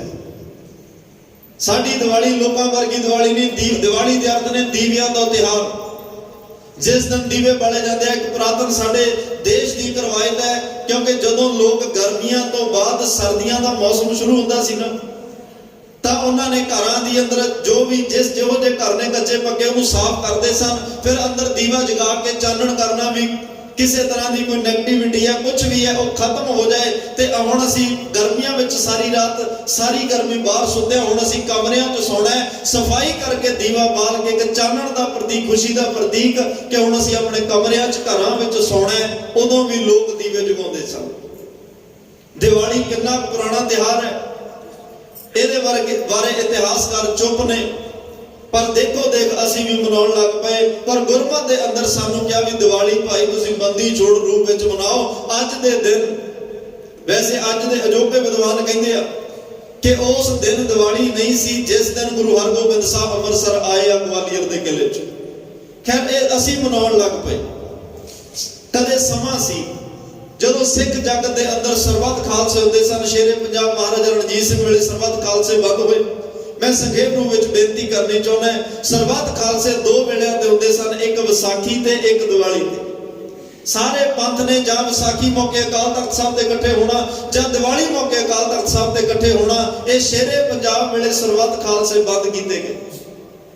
ਉਦੋਂ ਪੰਥ ਨੇ ਇਕੱਠਿਆਂ ਹੋ ਕੇ ਗੁਰਮਤਿ ਕਰਨੇ, ਪੰਥ ਨੇ ਇਕੱਠਿਆਂ ਹੋ ਕੇ ਗੁਰਮਤਿ ਵਿਚਾਰਾਂ, ਪੰਥ ਦੀ ਚੜ੍ਹਦੀ ਕਲਾ ਲਈ ਵਿਚਾਰਾਂ ਕਰਨੀਆਂ ਤੇ ਆਪਣੇ ਗੁਰਧਾਮਾਂ ਦੀ ਕਿਵੇਂ ਸਹੀ ਤਰੀਕੇ ਨਾਲ ਸੇਵਾ ਸੰਭਾਲ ਕਰ ਸਕਦੇ ਆ, ਹਿਫਾਜ਼ਤ ਕਰ ਸਕਦੇ ਆ, ਇਹੋ ਜਿਹੇ ਗੁਰਮਤਿ, ਇਹੋ ਜਿਹੇ ਉਹਦੇ ਵਿੱਚ ਮਤੇ ਵਿਚਾਰੇ ਜਾਂਦੇ ਸਨ। ਤਾਂ ਹੌਲੀ ਹੌਲੀ ਉਹ ਸਰਬੱਤ ਖਾਲਸੇ ਜਿਹੜੇ ਹੋਏ ਖਤਮ ਹੋਏ। ਕਿਸੇ ਨੇ ਕਿਹਾ ਇਹ ਦੀਪਮਾਲਾ ਬਾਬਾ ਬੁੱਢਾ ਸਾਹਿਬ ਨੇ ਸ਼ੁਰੂ ਕੀਤੀ, ਕਿਸੇ ਨੇ ਕਿਹਾ ਜਦੋਂ ਗੁਰੂ ਹਰਗੋਬਿੰਦ ਸਾਹਿਬ ਅੰਮ੍ਰਿਤਸਰ ਪਹੁੰਚਦੇ ਆ ਪਿਰਥੀ ਚੰਦ ਦੇ ਪੁੱਤਰ ਮਿਹਰਬਾਨ ਨੇ ਦੀਪਮਾਲਾ ਕੀਤੀ। ਪਰ ਗੁਰੂ ਗੋਬਿੰਦ ਸਿੰਘ ਮਹਾਰਾਜ ਦੇ ਜੇ ਹੁਕਮਨਾਮਿਆਂ ਨੂੰ ਆਪਾਂ ਪੜ੍ਹੀਏ ਤਾਂ ਉਹਦੇ ਵਿੱਚ ਮਹਾਰਾਜ ਵੀ ਇਹ ਜ਼ਿਕਰ ਕਰਦੇ ਆ ਵੀ ਦੀਪਮਾਲਾ ਤੇ ਸਿੱਖ ਆਨੰਦਪੁਰ ਜ਼ਰੂਰ ਪਹੁੰਚੇ। ਇਹਦਾ ਮਤਲਬ ਦੀਪਮਾਲਾ ਚੱਲਦੀ ਆ ਰਹੀ ਆ, ਕਿਸ ਸੰਦਰਭ 'ਚ ਹੁੰਦੀ ਹੈ ਇਹ ਗੱਲ ਵੱਖਰੀ ਹੈ। ਅਸਲ ਦੇ ਵਿੱਚ ਜਿਹੜਾ ਦੀਵਾ ਹੈ ਨਾ ਇਹ ਖੁਸ਼ੀ ਦਾ, ਚਾਨਣ ਦਾ ਪ੍ਰਤੀਕ ਹੈ। ਜਿਹੜਾ ਹਨੇਰਾ ਹੈ ਇਹ ਸੋਗ ਦਾ ਪ੍ਰਤੀਕ ਹੈ। ਆਪਾਂ ਪਿੰਡਾਂ ਵਿੱਚ ਰਹਿਣ ਵਾਲੇ ਆ, ਪਿੰਡਾਂ 'ਚ ਕਿਸੇ ਦੇ ਕਹਿਰ ਦੀ ਮੌਤ ਹੋਈ ਹੋਣੀ, ਉਹ ਕਹਿੰਦੇ ਵੀ ਘਰ ਦੀਆਂ ਜਿਹੜੀਆਂ ਲਾਈਟਾਂ ਬੰਦ ਕਰ ਦੇ, ਕਿਉਂਕਿ ਮਾਤਮ ਛਾਇਆ ਹੈ। ਦੀਵਾ ਤੱਕ ਨਹੀਂ ਉਹ ਬਾਲਣ ਦਿੰਦੇ ਸਨ ਵੀ ਘਰ ਵਿੱਚ ਸੋਗ ਹੈ, ਦੀਵਾ ਤੱਕ ਨਹੀਂ ਬਾਲਣਾ। ਪਰ ਜਦੋਂ ਬਹੁਤੀ ਖੁਸ਼ੀ ਹੋਵੇ ਫਿਰ ਘਰ ਦੇ ਦੀਵੇ ਤਾਂ ਬਾਲਣਿਆ ਵੱਖਰੇ ਪੈਸੇ ਦੇ ਕੇ ਬਾਹਰ ਕੰਧਾਂ ਤੇ ਹੋਰ ਵੀ ਲਾਈਟਾਂ ਲਵਾਈਆਂ ਜਾਂਦੀਆਂ, ਜਿਵੇਂ ਅੱਜ ਕੱਲ ਲੋਕ ਲਵਾ ਰਹੇ ਆ। ਇੱਕ ਵੱਖਰੀ ਖੁਸ਼ੀ ਦਾ ਪ੍ਰਗਟਾਵਾ ਕਿ ਦੁਨੀਆ ਨੂੰ ਪਤਾ ਲੱਗੇ ਇਸ ਘਰ ਵਿੱਚ ਖੁਸ਼ੀ ਦਾ ਮਾਹੌਲ ਹੈ।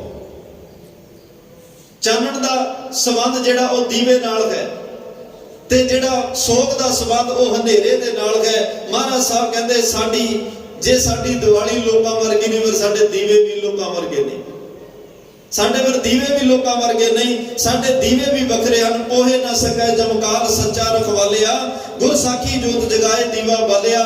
ਅਸੀਂ ਤਾਂ ਉਹ ਨਾਮ ਦੇ ਦੀਵੇ ਬਾਲਦੇ ਆ। ਇਹ ਦੀਵੇ ਤਾਂ ਅੱਜ ਵਾਲੇ ਕੁਝ ਘੜੀ ਪਲ ਬਾਅਦ ਬੁਝ ਜਾਣੇ ਨੇ, ਫਿਰ ਹਨੇਰਾ ਪਰਸ ਜਾਣਾ, ਫਿਰ ਹਨੇਰਾ ਵਾਪਰ ਜਾਣਾ। ਜਿਹੜੇ ਦੀਵੇ ਸਾਨੂੰ ਗੁਰੂ ਨੇ ਨਾਮ ਦੇ ਦਿੱਤੇ ਨੇ, ਬਲਿਓ ਚਿਰਾਗ ਅੰਧਿਆਰ ਮੈਂ ਸਭ ਕਲ ਉਦਰੀਕ ਨਾਮ ਧਰਮ। ਤੇ ਮਹਾਰਾਜ ਕਹਿੰਦੇ ਉਹ ਜਿਹੜਾ ਚਿਰਾਗ, ਉਹ ਦੀਵਾ ਗੁਰੂ ਨਾਨਕ ਸਾਹਿਬ ਨੇ ਬਾਲਿਆ, ਜਿਹਦਾ ਚਾਨਣ ਚਾਰੇ ਕੁੰਟਾਂ ਵਿੱਚ, ਦਸੇ ਦਿਸ਼ਾਵਾਂ ਵਿੱਚ ਗਿਆ। ਜਦੋਂ ਉਹ ਨਾਮ ਦਾ ਦੀਵਾ ਤੁਹਾਡੇ ਅੰਦਰ ਬਲ ਜਾਏਗਾ, ਬਾਹਰਲੇ ਦੀਵਿਆਂ ਨੇ ਤਾਂ ਤੁਹਾਡੇ ਸਾਰੇ ਦੀਵੇ ਲਾਉਂਦੇ ਲਾਉਂਦੇ ਪਿਛਲੇ ਕਈ ਵਾਰ ਬੁੱਝ ਜਾਂਦੇ ਆ। ਇਹ ਨਾਮ ਦਾ ਦੀਵਾ ਜਿਹਦੇ ਅੰਦਰ ਜਗ ਪਏ ਭਾਈ, ਕਈ ਵਾਰ ਸਾਰੀ ਜ਼ਿੰਦਗੀ ਇਹ ਦੀਵਾ ਬੁਝਦਾ ਨਹੀਂ। ਇਹ ਦੀਵਾ ਦਾ ਮਰਨ ਤੋਂ ਬਾਅਦ ਵੀ ਜਗਦਾ ਰਹਿੰਦਾ ਹੈ। ਇਹ ਦੀਵਾ ਜਿਹੜਾ ਮਹਾਰਾਜ ਸਾਹਿਬ ਨੇ ਸਾਨੂੰ ਬਖਸ਼ਿਸ਼ ਕੀਤਾ ਹੈ, ਤਾਂ ਕਹਿੰਦੇ ਨੇ ਪਰ ਇਹ ਦੀਵਾ ਜਗਦਾ ਕਿਵੇਂ? ਮੱਸਿਆ ਦੀ ਰਾਤ ਹੈ। ਮੱਸਿਆ ਦੀ ਰਾਤ ਨੂੰ ਉਹ ਮੱਸਿਆ ਦੀ ਰਾਤ ਜਿਸ ਦਿਨ ਚੰਦਰਮਾ ਨਾ ਨਿਕਲੇ, ਧੁੱਪ ਹਨੇਰਾ ਹੋਵੇ, ਲੋਕ ਦੀਵੇ ਬਾਲਦੇ ਆ, ਚਾਨਣ ਹੋ ਜਾਂਦਾ। ਪਰ ਗੁਰੂ ਨਾਨਕ ਸਾਹਿਬ ਕਹਿੰਦੇ ਇਹ ਰਾਤ ਤਾਂ 1 2 4 ਜਿਹੜੇ ਦਿਨ ਉਹ ਹਨੇਰਾ ਰੱਖਦੀ ਹੈ। ਪਰ ਇਸ ਸੰਸਾਰ ਵਿੱਚ ਮੈਂ ਵੇਖਿਆ ਕਲ ਕਾਤੀ ਰਾਜੇ ਕਾ ਸਾਈ ਧਰਮ ਪੰਖ ਕਰ ਉੱਡ ਰਿਹਾ, ਕੂੜ ਅਮਾਵਸ ਸੱਚ ਚੰਦਰਮਾ ਦੀਸਾ ਨਹੀਂ ਕਹਿ ਚੜਿਆ। ਸੰਸਾਰ ਵਿੱਚ ਹੀ ਮੱਸਿਆ ਦੀ ਰਾਤ ਬਣੀ ਹੋਈ ਸੀ। ਕੋਈ ਵੀ ਹੱਥ ਮਾਰਿਆ ਕਿਸੇ ਨੂੰ ਕੁਝ ਨਜ਼ਰ ਨਹੀਂ ਸੀ ਆ ਰਿਹਾ। ਲੋਕ ਸਮਾਜਿਕ ਔਰ ਧਾਰਮਿਕ ਰਾਜਨੀਤਿਕ ਤੌਰ ਤੇ ਇੰਨੀਆਂ ਠੋਕਰਾਂ ਖਾ ਰਹੇ। ਠੋਕਰਾਂ ਹਮੇਸ਼ਾ ਹਨੇਰੇ 'ਚ ਵੱਜਦੀਆਂ ਨੇ। ਇੰਨੇ ਹਨੇਰੇ ਦੇ ਵਿੱਚ ਮਹਾਰਾਜ ਕਹਿੰਦੇ ਆ ਫਿਰ ਬਲਿਓ ਚਿਰਾਗ ਅੰਧਿਆਰ ਮੈਂ। ਇੰਨੇ ਹਨੇਰੇ ਵਿੱਚ ਚਿਰਾਗ ਅੰਧਿਆਰ ਮੈਂ। ਇੱਕ ਚਿਰਾਗ ਦਾ ਅਰਥ ਕਿ ਜਿਹੜਾ ਚਾਰ ਮੁਖੀ ਚੌਮੁਖੀ ਦੀਵਾ ਹੋਵੇ ਤਾਂ ਚਾਰ ਸਵੇਰੇ ਚਾਨਣ ਜਾਂਦਾ ਹੈ। ਤੇ ਮਹਾਰਾਜ ਨੇ ਫਿਰ ਉਹ ਚੌਮੁਖੀ ਦੀਵਾ ਨਾਮ ਦਾ ਬਾਲਿਆ, ਜਿਹਦਾ ਚਾਰੇ ਕੁੰਟਾਂ ਵਿੱਚ ਚਾਨਣ ਗਿਆ। ਪ੍ਰਗਟ ਸਗਲ ਹਰ ਭਵਨ ਮੈਂ ਜਨ ਨਾਨਕ ਗੁਰ ਪਾਰ ਬ੍ਰਹਮ ਉਹ ਸਾਰੇ ਭਵਨਾਂ ਵਿੱਚ ਉਹਦਾ ਚਾਨਣ ਗਿਆ। ਤੇ ਮਹਾਰਾਜ ਕਹਿੰਦੇ ਭਾਈ ਇਹ ਦੀਵਾ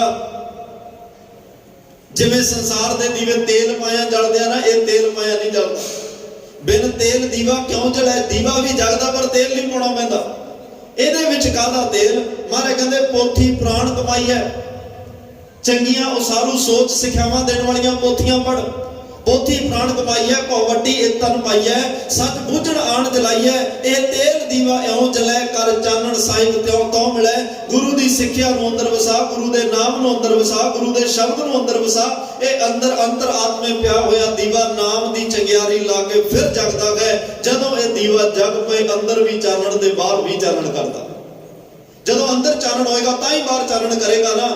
ਤਾਂ ਮਹਾਰਾਜ ਕਹਿੰਦੇ ਨੇ ਭਾਈ ਤੇਰੇ ਦੁਨੀਆ ਵਰਗੇ ਦੀਵੇ ਨਹੀਂ, ਤੇਰੇ ਦੀਵੇ ਤਾਂ ਉਹ ਨੇ ਜਿਹੜੇ ਜਮਾਂ ਦਾ ਡਰ ਵੀ, ਜਮਾਂ ਦਾ ਮੇਲ ਵੀ ਮੁਕਾ। ਦੀਵਾ ਤੇਰਾ ਇੱਕ ਨਾਮ ਦੁੱਖ ਵਿੱਚ ਪਾਇਆ ਤੇਲ, ਉਨ ਚਾਨਣ ਉਹ ਸੁਖਿਆ ਚੂਕਾ ਜਮ ਸਿਓ ਮੇਲ। ਇਸ ਦੀਵੇ ਨੇ ਚਾਨਣ ਦਾ ਕਰਨਈਆਂ ਜਮਾਂ ਦਾ ਮੇਲ ਵੀ ਮੁਕਾ ਦਿੱਤਾ। ਨਾਮ ਦਾ ਦੀਵਾ ਬਾਲਣਾ ਹੈ, ਨਾਮ ਦਾ ਦੀਵਾ ਜਿਹਦੇ ਅੰਦਰ ਬਲ ਜਾਏ ਭਾਈ, ਉਹਦੇ ਅੰਦਰ ਕਦੇ ਹਨੇਰਾ, ਅਗਿਆਨ ਦਾ ਹਨੇਰਾ ਨਹੀਂ ਆਉਂਦਾ। ਜਿੰਨੀ ਦੇਰ ਤੱਕ ਹਨੇਰਾ ਹੋਏਗਾ ਠੋਕਰਾਂ ਨੇ, ਉਹ ਭਾਵੇਂ ਬਾਹਰ ਦਾ ਹਨੇਰਾ ਹੋਵੇ ਤੇ ਭਾਵੇਂ ਅੰਦਰ ਦਾ ਹੋਵੇ। ਅੱਜ ਗੁਰੂ ਪਾਤਸ਼ਾਹ ਕਹਿੰਦੇ ਤੂੰ ਨਾਮ ਦਾ ਦੀਵਾ ਬਾਲ ਕੇ ਜਾਈ, ਤਾਂ ਕਿ ਤੇਰੇ ਅੰਦਰ ਜਨਮਾਂ ਜਨਮਾਂ ਦੀ ਕਾਲਖ ਹੈ, ਜਨਮਾਂ ਜਨਮਾਂ ਦੀ ਮਹਿਲਖ ਹੈ, ਜਨਮਾਂ ਜਨਮਾਂ ਦਾ ਪਿਆ ਹੋਇਆ ਹਨੇਰਾ ਅੱਜ ਉਹ ਖਤਮ ਹੋ ਜਾਏ। ਅੱਜ ਨਾਮ ਦਾ ਦੀਵਾ ਬਾਲ ਕੇ ਜਾਈ। ਕਦੇ ਸਮਾਂ ਆਇਆ ਧੰਨ ਗੁਰੂ ਹਰਗੋਬਿੰਦ ਸਾਹਿਬ ਤਖਤ ਤੇ ਸੀਨ ਹੋਏ ਤੇ ਮੀਰੀ ਤੇ ਪੀਰੀ ਦੀਆਂ ਦੋ ਤਲਵਾਰਾਂ ਬਾਬਾ ਬੁੱਢਾ ਸਾਹਿਬ ਨੇ ਪਹਿਨਾਈਆਂ। ਆਪ ਜੀ ਨੂੰ ਪਤਾ ਮਾਰੇ ਗਵਾਲੀਅਰ ਦੇ ਕਿਲੇ ਵਿੱਚ ਕੈਦ ਕੀਤਾ ਗਿਆ। ਕੈਦ ਕਰਨ ਦਾ ਕਾਰਨ ਕੀ ਹੈ? ਕੈਦ ਕਰਨ ਦਾ ਕਾਰਨ ਦੋ ਤਲਵਾਰਾਂ ਪਹਿਨਣੀਆਂ ਨੇ, ਇੱਕ ਮੀਰੀ ਦੀ ਇੱਕ ਪੀਰ ਦੀ। ਕੈਦ ਕਰਨ ਦਾ ਕਾਰਨ ਜਿਹੜਾ 1609 ਵਿੱਚ ਮਹਾਰਾਜ ਨੇ ਅਕਾਲ ਬੰਗਾ ਸ਼੍ਰੀ ਅਕਾਲ ਤਖਤ ਸਾਹਿਬ ਦੀ ਸਥਾਪਨਾ ਕੀਤੀ, ਤਖਤ ਸਥਾਪਿਤ ਕੀਤਾ। ਸੰਗਤਾਂ ਇਕੱਠੀਆਂ ਹੋਈਆਂ, ਤਖਤ ਲਈ ਫੌਜਾਂ ਵੀ ਚਾਹੀਦੀਆਂ ਨੇ। ਮਹਾਰਾਜ ਨੇ ਇੱਕੋ ਹੀ ਉੱਥੋਂ ਬੜੀ ਜੋਸ਼ੀਲੀ ਤਕਰੀਰ ਦਿੱਤੀ ਸੀ ਜਦੋਂ ਗੁਰੂ ਅਰਜਨ ਸਾਹਿਬ ਮਹਾਰਾਜ ਨੂੰ ਤਵੀਆਂ ਤੇ ਬਿਠਾ ਕੇ ਸ਼ਹੀਦ ਕੀਤਾ ਗਿਆ। ਮਹਾਰਾਜ ਕਹਿੰਦੇ ਸਿੱਖੋ, ਥੋੜੇ ਦਿਨ ਪਹਿਲਾਂ ਤੁਹਾਡਾ ਕਾਲਜਾ ਤਵੀਆਂ ਤੇ ਰੱਖ ਕੇ ਭੁੰਨਿਆ ਗਿਆ। ਤੁਸੀਂ ਉਸ ਗੁਰੂ ਦੇ ਪੁੱਤ ਹੋ ਜਿਨ੍ਹਾਂ ਨੂੰ ਇੰਨੇ ਤਸੀਹੇ ਦੇ ਕੇ ਸ਼ਹੀਦ ਕੀਤਾ ਗਿਆ। ਹੁਣ ਸਾਨੂੰ ਇਹ ਸੰਸਾਰ ਦੇ ਜਿਹੜੇ ਇਹ ਤਖਤ ਨੇ ਇਹਨਾਂ ਤੇ ਭਰੋਸਾ ਨਹੀਂ। ਹੁਣ ਤਖਤ ਵੀ ਤੁਹਾਡਾ ਆਪਣਾ ਹੋਏਗਾ, ਫੌਜ ਵੀ ਆਪਣੀ ਹੋਏਗੀ। ਨੌਜਵਾਨ ਜਵਾਨੀਆਂ ਭੇਟ ਕਰਨ। ਜਿਨ੍ਹਾਂ ਮਾਵਾਂ ਦੇ 4 ਪੁੱਤ ਨੇ, 2 ਪੁੱਤ ਗੁਰੂ ਕੀ ਫੌਜ ਵਿੱਚ ਪਏ। ਉਸ ਵੇਲੇ 5000 ਦੇ ਕਰੀਬ ਸਿੱਖਾਂ ਨੇ ਆਪਣਾ ਆਪ ਗੁਰੂ ਹਰਗੋਬਿੰਦ ਸਾਹਿਬ ਦੇ ਚਰਨਾਂ ਵਿੱਚ ਸਮਰਪਣ ਕਰ ਦਿੱਤਾ। ਤੇ ਨਾਲ ਹੀ ਕਿਹਾ ਸੀ ਮਹਾਰਾਜ 2 ਵਕਤ ਦਾ ਪ੍ਰਸ਼ਾਦਾ ਛਮਾਹੀ ਸਾਨੂੰ ਚੋਲਾ ਤੇ ਕਸ਼ਹਿਰਾ ਦੇ ਦਿਆ। ਸਿਰਫ ਇੰਨੀ ਉਹਨਾਂ ਨੇ ਡਿਮਾਂਡ ਕੀਤੀ ਤੇ ਮਹਾਰਾਜ ਦੀ ਫੌਜ ਚ ਭਰਤੀ। ਇਹ ਸਾਰੀਆਂ ਖਬਰਾਂ ਜਹਾਂਗੀਰ ਨੂੰ ਪਹੁੰਚੀਆਂ ਵੀ ਮੇਰੇ ਬਰਾਬਰ ਦਾ ਤਖਤ, ਮੇਰੇ ਤੋਂ ਵੱਡਾ ਤਖਤ ਹਰਗੋਬਿੰਦ ਨੇ ਸਾਜ ਦਿੱਤਾ। ਜਿੱਥੇ ਲੋਕਾਂ ਦੇ ਫੈਸਲੇ ਹੋ ਰਿਹਾ, ਸੁਤੰਤਰ ਗੱਲ ਹੋ ਰਹੀ ਹੈ, ਲੋਕਾਂ ਨੂੰ ਆਜ਼ਾਦ ਹਸਤੀ ਦੇ ਜਿਹੜੇ ਉਹ ਪ੍ਰਤੀਕ ਬਣਾ ਕੇ ਉਹਨਾਂ ਨੂੰ ਦੱਸਿਆ ਜਾਂਦਾ ਤੁਸੀਂ ਆਜ਼ਾਦ ਹਸਤੀ ਦੇ ਮਾਲਕ ਹੋ। ਇਹ ਸਾਰੀਆਂ ਗੱਲਾਂ ਨੂੰ ਮੱਦੇ ਨਜ਼ਰ ਰੱਖਦੇ ਹੋਏ ਬਹਾਨਾ ਤਾਂ ਹੀ ਬਣਾਇਆ ਗਿਆ ਸੀ ਕਿ ਹਰਗੋਬਿੰਦ ਸਾਹਿਬ ਤੁਸੀਂ ਦਿੱਲੀ ਚੱਲੋ, ਜਹਾਂਗੀਰ ਨੇ ਤੁਹਾਡੇ ਨਾਲ ਕੋਈ ਰਾਏ ਮਸ਼ਵਰਾ ਕਰਨਾ ਹੈ। ਕਿਸੇ ਨੇ ਕਿਹਾ ਜੀ ਉਹਨੂੰ ਨਜੂਮੀਆਂ ਨੇ ਦੱਸਿਆ ਤੇਰੇ ਤੇ 60 ਸਦੀ ਚੱਲਦੀ ਹੈ, ਕੋਈ ਮਹਾਂਪੁਰਸ਼ ਤੇਰੇ ਲਈ ਭਜਨ ਬੰਦਗੀ ਕਰੇ 60 ਸਦੀ ਟਲ ਸਕਦੀ ਹੈ। ਇਹ ਬੜੀਆਂ ਗੱਲਾਂ ਇਦਾਂ ਜੋੜੀਆਂ ਗਈਆਂ। ਪਰ ਅੰਦਰਲੀ ਗੱਲ ਇਹੀ ਸੀ ਕਿ ਉਹਨੂੰ ਇਹ ਤਖਤ ਚੁਭ ਰਿਹਾ ਹੈ, ਉਹਨੂੰ ਮੀਰੀ ਪੀਰੀ ਚੁਭ ਰਹੀ ਹੈ, ਉਹਨੂੰ ਗੁਰੂ ਘਰ ਦੀ ਚੜ੍ਹਦੀ ਕਲਾ ਚੁਭ ਰਹੀ ਹੈ। ਇੱਥੇ ਬਾਦਸ਼ਾਹ ਦੇ ਜਿਹੜੇ ਚਿੰਨ ਆ ਰਹੇ ਨੇ ਉਹ ਚੁਭ ਰਹੇ ਨੇ। ਇੱਥੇ ਸਿੱਖ ਆਜ਼ਾਦ ਹਸਤੀ ਦੀ ਗੱਲ ਕਰ ਰਿਹਾ ਉਹ ਚੁਭ ਰਿਹਾ ਹੈ। ਇਹ ਸਾਰੀਆਂ ਗੱਲਾਂ ਨੂੰ ਧਿਆਨ 'ਚ ਰੱਖ ਕੇ ਉਹਨੇ ਗਵਾਲੀਅਰ ਦੇ ਕਿਲੇ ਵਿੱਚ ਕੈਦ ਕਰ ਦਿੱਤਾ। ਮੈਂ ਵੀ ਬੇਨਤੀ ਕਰਾਂ, ਗੁਰੂ ਨੂੰ ਕੋਈ ਕੈਦ ਨਹੀਂ ਕਰ ਸਕਦਾ। ਗੁਰੂ ਕੈਦ, ਸ਼ਬਦ ਨੂੰ ਕੌਣ ਕੈਦ ਕਰੂਗਾ? ਸ਼ਬਦ ਕੈਦ ਹੋ ਹੀ ਨਹੀਂ ਸਕਦਾ। ਪਰ ਗੁਰੂ ਸਾਹਿਬ ਦੇ ਜਾਣ ਦਾ ਇੱਕ ਕਾਰਨ, ਜਿਵੇਂ ਗੁਰੂ ਨਾਨਕ ਸਾਹਿਬ ਬਾਬਰ ਦੀ ਜੇਲ੍ਹ 'ਚ ਗਏ, ਉਹਨੇ ਕੈਦ ਥੋੜਾ ਕੀਤਾ ਸੀ। ਮਹਾਰਾਜ ਸਾਹਿਬ ਤਾਂ ਗਏ ਸ਼ਬਦ ਨਾਲ ਜੋੜ ਕੇ ਕੈਦੀਆਂ ਨੂੰ ਰਿਹਾ ਕਰਾਉਣ ਵਾਸਤੇ ਗਏ। ਉਹਨਾਂ ਨੂੰ ਕੈਦੀ ਉਸ ਬੰਧਨ ਤੋਂ ਮੁਕਤ ਕਰਾਉਣ ਵਾਸਤੇ ਗਿਆ। ਤੇ ਅੱਜ ਗੁਰੂ ਹਰਗੋਬਿੰਦ ਸਾਹਿਬ ਗਏ, ਅਚਾਨਕ ਜਹਾਂਗੀਰ ਕਹਿੰਦੇ ਆ ਵੀ ਬਿਮਾਰ ਹੋਇਆ। ਇਹਨੇ ਸਾਈਂ ਮੀਆਂ ਮੀਰ ਕੋ ਵਜ਼ੀਰ ਖਾਨ ਜੀ ਦਾ ਜਲੋਧਰ ਦਾ ਰੋਗ ਠੀਕ ਹੋਇਆ। ਉਹਨੇ ਅੰਤਲੇ ਸਾਹਾਂ ਤੱਕ ਹਰ ਰੋਜ਼ ਮੁਸਲਮਾਨ ਹੈ ਵਜ਼ੀਰ ਖਾਨ, ਪਰ ਆਪਣਾ ਦਿਨ ਸੁਖਮਨੀ ਸਾਹਿਬ ਦਾ ਪਾਠ ਕਰਕੇ ਸ਼ੁਰੂ ਕਰਦਾ। ਸੁਖਮਨੀ ਸਾਹਿਬ ਨਹੀਂ ਛੱਡਿਆ ਉਹਨੇ। ਇਹ ਵੀ ਪਹੁੰਚਿਆ ਗਿਆ। ਜਹਾਂਗੀਰ ਬਿਮਾਰ, ਸਖਤ ਬਿਮਾਰ ਹੋਇਆ, ਸੁਪਨੇ ਭਿਆਨਕ ਆ ਰਹੇ ਆ, ਉਹਨੂੰ ਸ਼ੇਰ ਦਿਖ ਰਹੇ ਆ, ਬੜਾ ਕੁਛ ਉਹਦੇ ਨਾਲ ਹੋ ਰਿਹਾ। ਤਾਂ ਕਹਿੰਦੇ ਨੇ ਉਸ ਵੇਲੇ ਫਿਰ ਉਹਨੇ ਸਾਈਂ ਮੀਆਂ ਮੀਰ ਨੂੰ ਪੁੱਛਿਆ ਕਿ ਭਾਈ ਮੈਨੂੰ ਇੰਨਾ ਦੁੱਖ ਕਿਉਂ ਹੋ ਰਿਹਾ, ਮੈਂ ਮਾੜਾ ਨਹੀਂ ਕਰਦਾ। ਤੇ ਸਾਈਂ ਮੀਆਂ ਮੀਰ ਨੇ ਕਿਹਾ ਸੀ, ਖੁਦਾ ਦੇ ਨੂਰ ਨੂੰ ਕੈਦਾਂ ਵਿੱਚ ਰੱਖੇਗਾ, ਦੁੱਖ ਤਾਂ ਪਾਉਣੇ ਪੈਣਗੇ। ਉਹਨੇ ਕਿਹਾ ਕਿਹੜਾ ਖੁਦਾ ਦਾ ਨੂਰ? ਸਾਈਂ ਮੀਆਂ ਮੀਰ ਨੇ ਕਿਹਾ ਗੁਰੂ ਹਰਗੋਬਿੰਦ ਸਾਹਿਬ। ਅੱਛਾ, ਇਹ ਭੁੱਲ ਹੋ ਗਈ। ਤੇ ਉਹਨਾਂ ਸਮਿਆਂ ਦੇ ਵਿੱਚ ਧੰਨ ਧੰਨ ਬਾਬਾ ਬੁੱਢਾ ਸਾਹਿਬ ਨੇ ਸਿੱਖ ਸੰਗਤਾਂ ਨੂੰ ਨਾਲ ਲੈ ਕੇ ਜਿਹੜੇ ਅਰਦਾਸ ਵਿੱਚ ਸ਼ਬਦ ਚੱਲਿਆ ਨਾ, ਚੌਂਕੀਆਂ ਝੰਡੇ ਬੁੰਗੇ ਜੁਗੋ ਜੁਗ ਅਟਲ, ਇਹ ਚੌਂਕੀਆਂ ਦੀ ਪ੍ਰਥਾ ਜਿਹੜੀ ਉਦੋਂ ਸ਼ੁਰੂ, 2 ਵਾਰ ਸਾਡੀਆਂ 3 ਚੌਂਕੀਆਂ, ਇੱਕ ਨਿਤਨੇਮ ਦੀ, ਇੱਕ ਯਾਤਰੂ ਚੌਂਕੀ, ਇੱਕ ਇਤਿਹਾਸਕ ਚੌਂਕੀਆਂ ਨੇ। ਇਤਿਹਾਸਕ ਚੌਂਕੀਆਂ 2 ਨੇ, ਦੋਨੇ ਬਾਬਾ ਬੁੱਢਾ ਸਾਹਿਬ ਨਾਲ ਸਮਰਪਿਤ ਨੇ। ਇਸ ਚੌਂਕੀ ਤੋਂ ਪਹਿਲਾਂ ਭਾਈ ਕੀ ਡਰੋਲੀ ਵੀ ਚੌਂਕੀ ਕੱਢ ਕੇ ਗਏ ਬਾਬਾ ਬੁੱਢਾ ਸਾਹਿਬ, ਜਦੋਂ ਗੁਰੂ ਹਰਗੋਬਿੰਦ ਸਾਹਿਬ ਉੱਥੇ ਨੇ, ਆਪਣੇ ਸਾਧੂ ਦੇ ਘਰ ਨੇ। ਤੇ ਆ ਦੂਸਰੀ ਚੌਂਕੀ ਬਾਬਾ ਬੁੱਢਾ ਸਾਹਿਬ ਨੇ, ਕਿਉਂਕਿ ਦਿਨ ਦੇ ਹਾਲਾਤ ਜਿਹੜੇ ਨੇ ਉਹ ਬੜੇ ਸਿੱਖੀ ਦੇ ਖਿਲਾਫ ਨੇ, ਰਾਤ ਨੂੰ ਪਿੰਡਾਂ ਵਿੱਚ ਵਿਸ਼ਾਲਾਂ ਜਗਾ ਕੇ ਜਾਣਾ, ਬੂਹੇ ਖੜਕਾਉਣੇ, ਭਾਈ ਆਓ ਧੰਨ ਗੁਰੂ ਹਰਗੋਬਿੰਦ ਸਾਹਿਬ ਦੇ ਜਿਨ੍ਹਾਂ ਦਰਸ਼ਨ ਕਰਨ ਜਾਣਾ, ਇੱਕ ਵੱਡਾ ਜਥਾ ਬਣ ਜਾਣਾ। ਬਾਬਾ ਬੁੱਢਾ ਸਾਹਿਬ ਨੇ ਹੱਥ ਵਿੱਚ ਮਿਸਾਲ ਫੜਨੀ। ਤੇ ਉਸ ਵੇਲੇ ਭਾਈ ਗੁਰਦਾਸ ਸਾਹਿਬ ਦੀ ਉਮਰ 17 ਸਾਲਾਂ ਤੋਂ ਵੱਧ ਹੈ, ਉਹਨਾਂ ਨੇ ਹੱਥ ਵਿੱਚ ਨਿਸ਼ਾਨ ਸਾਹਿਬ ਫੜਨਾ। ਬਾਬੇ ਬੁੱਢੇ ਦੀ ਉਮਰ 105 ਸਾਲਾਂ ਦੇ ਕਰੀਬ ਹੋ ਚੁੱਕੀ ਆ। ਗੁਰੂ ਗੁਰੂ ਜਪਦੇ ਪਿੰਡਾਂ ਮੁਹੱਲਿਆਂ ਵਿੱਚ ਦੀ ਉਹਨਾਂ ਗਵਾਲੀਅਰ ਦੇ ਕਿਲੇ ਨੂੰ ਪਹੁੰਚਣਾ, ਆ ਦਿੱਲੀ ਹੁੰਦੇ ਹੋਏ ਗਵਾਲੀਅਰ ਪਹੁੰਚਣਾ, ਉਹਨਾਂ ਕੰਧਾਂ ਨੂੰ ਨਮਸਕਾਰ, ਉਹਨਾਂ ਰਾਹਾਂ ਨੂੰ ਨਮਸਕਾਰ, ਕਿਲੇ ਨੂੰ ਨਮਸਕਾਰ ਕਰਨੀ। ਪੁੱਛਣ ਵਾਲਿਆਂ ਪੁੱਛਣਾ ਇੱਥੇ ਕੀ, ਕਿਉਂ ਨਮਸਕਾਰਾਂ? ਉਹਨਾਂ ਕਹਿਣਾ ਤੇ ਜਗਤ ਗੁਰੂ ਸੁਆਮੀ ਧੰਨ ਗੁਰੂ ਹਰਗੋਬਿੰਦ ਸਾਹਿਬ ਵਿਰਾਜਮਾਨ ਨੇ, ਜਿੱਥੇ ਜਾਏ ਵਹਿ ਮੇਰਾ ਸਤਿਗੁਰੂ, ਸੋ ਥਾਨ ਸੁਹਾਵਾ ਰਾਮ ਰਾਜੇ। ਮੇਰਾ ਇੱਥੇ ਗੁਰੂ ਵਿਰਾਜਮਾਨ ਹੈ, ਤਾਂ ਗੁਰੂ ਨੂੰ ਨਮਸਕਾਰਾਂ। ਜਿੱਥੇ ਗੁਰੂ ਬੈਠ ਜਾਏ, ਜਿੱਥੇ ਬਾਬਾ ਪੈਰ ਧਰੇ, ਪੂਜਾ ਆਸਣ ਥਾਪਣ ਸੋਹਾ, ਉਹ ਪੂਜਾ ਤੇ ਆਸਣ ਥਾਪਣ ਜੋਗਣ ਹੋ ਜਾਂਦੇ ਆ। ਤਾਂ ਕਰਕੇ ਅਸੀਂ ਨਮਸਕਾਰਾਂ ਕਰਦੇ ਆ। ਫਿਰ ਇਹ ਚੌਂਕੀਆਂ ਦੀ ਪ੍ਰਥਾ ਉੱਥੋਂ ਚੱਲੀ। ਸਿੱਖਾਂ ਵਿੱਚ ਰੋਸ ਵਧਦਾ ਗਿਆ, ਜੋਸ਼ ਵਧਦਾ ਗਿਆ। ਬਾਬਾ ਬੁੱਢਾ ਸਾਹਿਬ ਨੇ ਫਿਰ ਉਹ ਭਾਵਨਾ ਨਾਲ ਸ਼ਬਦ ਪੜ੍ਹਦੇ ਜਾਣਾ, ਸੰਗਤਾਂ ਨੇ ਨਾਲ ਜਾਣਾ। ਤੇ ਇੱਕ ਦਿਨ ਫਿਰ ਸਮਾਂ ਆਇਆ ਜਦੋਂ ਗਵਾਲੀਅਰ ਦੇ ਕਿਲੇ ਜਹਾਂਗੀਰ ਦੀ ਹਾਲਤ ਵਿਗੜਦੀ ਗਈ। ਸਾਈਂ ਮੀਆਂ ਮੀਰ ਦੇ ਕਹਿਣ ਤੇ, ਨੂਰ ਜਹਾਂ ਦੇ ਕਹਿਣ ਤੇ ਉਹਨੇ ਰਿਹਾਈ ਦੇ ਆਰਡਰ ਦੇ ਦਿੱਤੇ। ਚੰਦੂ ਦਾ ਇੱਥੋਂ ਤੱਕ ਕਿ ਮਹਾਰਾਜ ਲਈ ਜ਼ਹਿਰ ਦਾ ਚੋਲਾ ਵੀ ਉਹਨੇ ਭੇਜਿਆ। ਜ਼ਹਿਰ ਲਾ ਕੇ ਚੋਲੇ ਨੂੰ ਪਸੀਨਾ ਆਏਗਾ, ਉਹ ਜ਼ਹਿਰ ਸਰੀਰ 'ਚ ਪ੍ਰਵੇਸ਼ ਕਰੇਗੀ ਤਾਂ ਗੁਰੂ ਮਰ ਜਾਏਗਾ, ਗੁਰੂ ਦੀ ਮੌਤ ਹੋ ਜਾਏਗੀ। ਗੁਰੂ ਸ਼ਬਦ ਹੈ, ਸ਼ਬਦ ਨੇ ਕੀ ਮਰਨਾ ਗਏ। ਹਰੀਦਾਸ ਦਰੋਗਾ ਗੁਰੂ ਦਾ ਸਿੱਖ ਹੈ, ਸੇਵਕ ਹੈ, ਭਗਤ ਹੈ। ਸਤਿਗੁਰਾਂ ਨੇ ਪਹਿਲਾ ਕੰਮ ਜਾ ਕੇ ਕੀਤਾ ਵੀ ਮੈਂ ਜੇਲ੍ਹ ਦੀ ਰੋਟੀ ਨਹੀਂ ਖਾਣੀ, ਕਿਉਂਕਿ ਸਲੋ ਪੋਇਜ਼ਨ ਦਿੱਤਾ ਜਾਂਦਾ, ਮਿੱਠੀ ਜ਼ਹਿਰ ਦਿੱਤੀ ਜਾਂਦੀ ਹੈ। ਇਹ ਗਵਾਲੀਅਰ ਦੀ ਕੈਦ ਕੋਈ ਆਮ ਕੈਦ ਨਹੀਂ, ਇਸ ਕੈਦ ਵਿੱਚ ਸਿਰਫ ਬਗਾਵਤ ਕਰਨ ਵਾਲੇ ਰਾਜਿਆਂ ਨੂੰ ਡੱਕਿਆ ਹੋਇਆ। ਆਮ ਕੈਦੀ ਨੇ ਇੱਥੇ ਕੈਦੀ ਉਹ ਨੇ ਜਿਹੜੇ ਵੱਖ-ਵੱਖ ਰਿਆਸਤਾਂ, ਸਟੇਟਾਂ, ਸੂਬਿਆਂ ਦੇ ਰਾਜੇ, ਉਹਨਾਂ ਨੂੰ ਡੱਕਿਆ। ਅੱਜ ਸਤਿਗੁਰੂ ਉਹਨਾਂ ਦੀ ਮੱਧ ਖਲਾਸੀ ਲਈ ਗਏ, ਮਹਾਰਾਜ ਦੇ ਰਿਹਾਈ ਦੇ ਆਰਡਰ ਆਏ। ਜਦੋਂ ਪਤਾ ਲੱਗਿਆ ਵੀ ਚਲੇ, ਸਾਰੇ ਰਾਜਿਆਂ ਨੇ ਪੈਰ ਫੜ ਕੇ ਕਿਹਾ, ਪਾਤਸ਼ਾਹ ਤੁਹਾਡੇ ਦਰਸ਼ਨ ਰੋਜ਼ ਕਰਦੇ ਸਾਂ, ਕੀਰਤਨ ਰੋਜ਼ ਸੁਣਦੇ ਸਾਂ, ਜਾਂ ਤਾਂ ਸਾਨੂੰ ਵੀ ਨਾਲ ਲੈ ਕੇ ਚੱਲੋ, ਨਹੀਂ ਤੁਸੀਂ ਵੀ ਇੱਥੇ ਰਹੋ।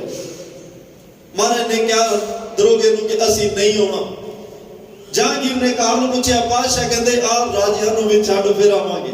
ਉਹਨੇ ਫਿਰ ਕੁਟਲ ਨੀਤੀ ਨਾਲ ਕਿਹਾ ਜੀ ਤੁਹਾਡਾ ਜਿੰਨੇ ਕੁ ਪੱਲਾ ਫੜ ਕੇ ਲੰਘ ਜਾਣ ਮੈਂ ਲੰਘਾ ਦਿਆਂਗਾ, ਐਵੇਂ ਨਹੀਂ।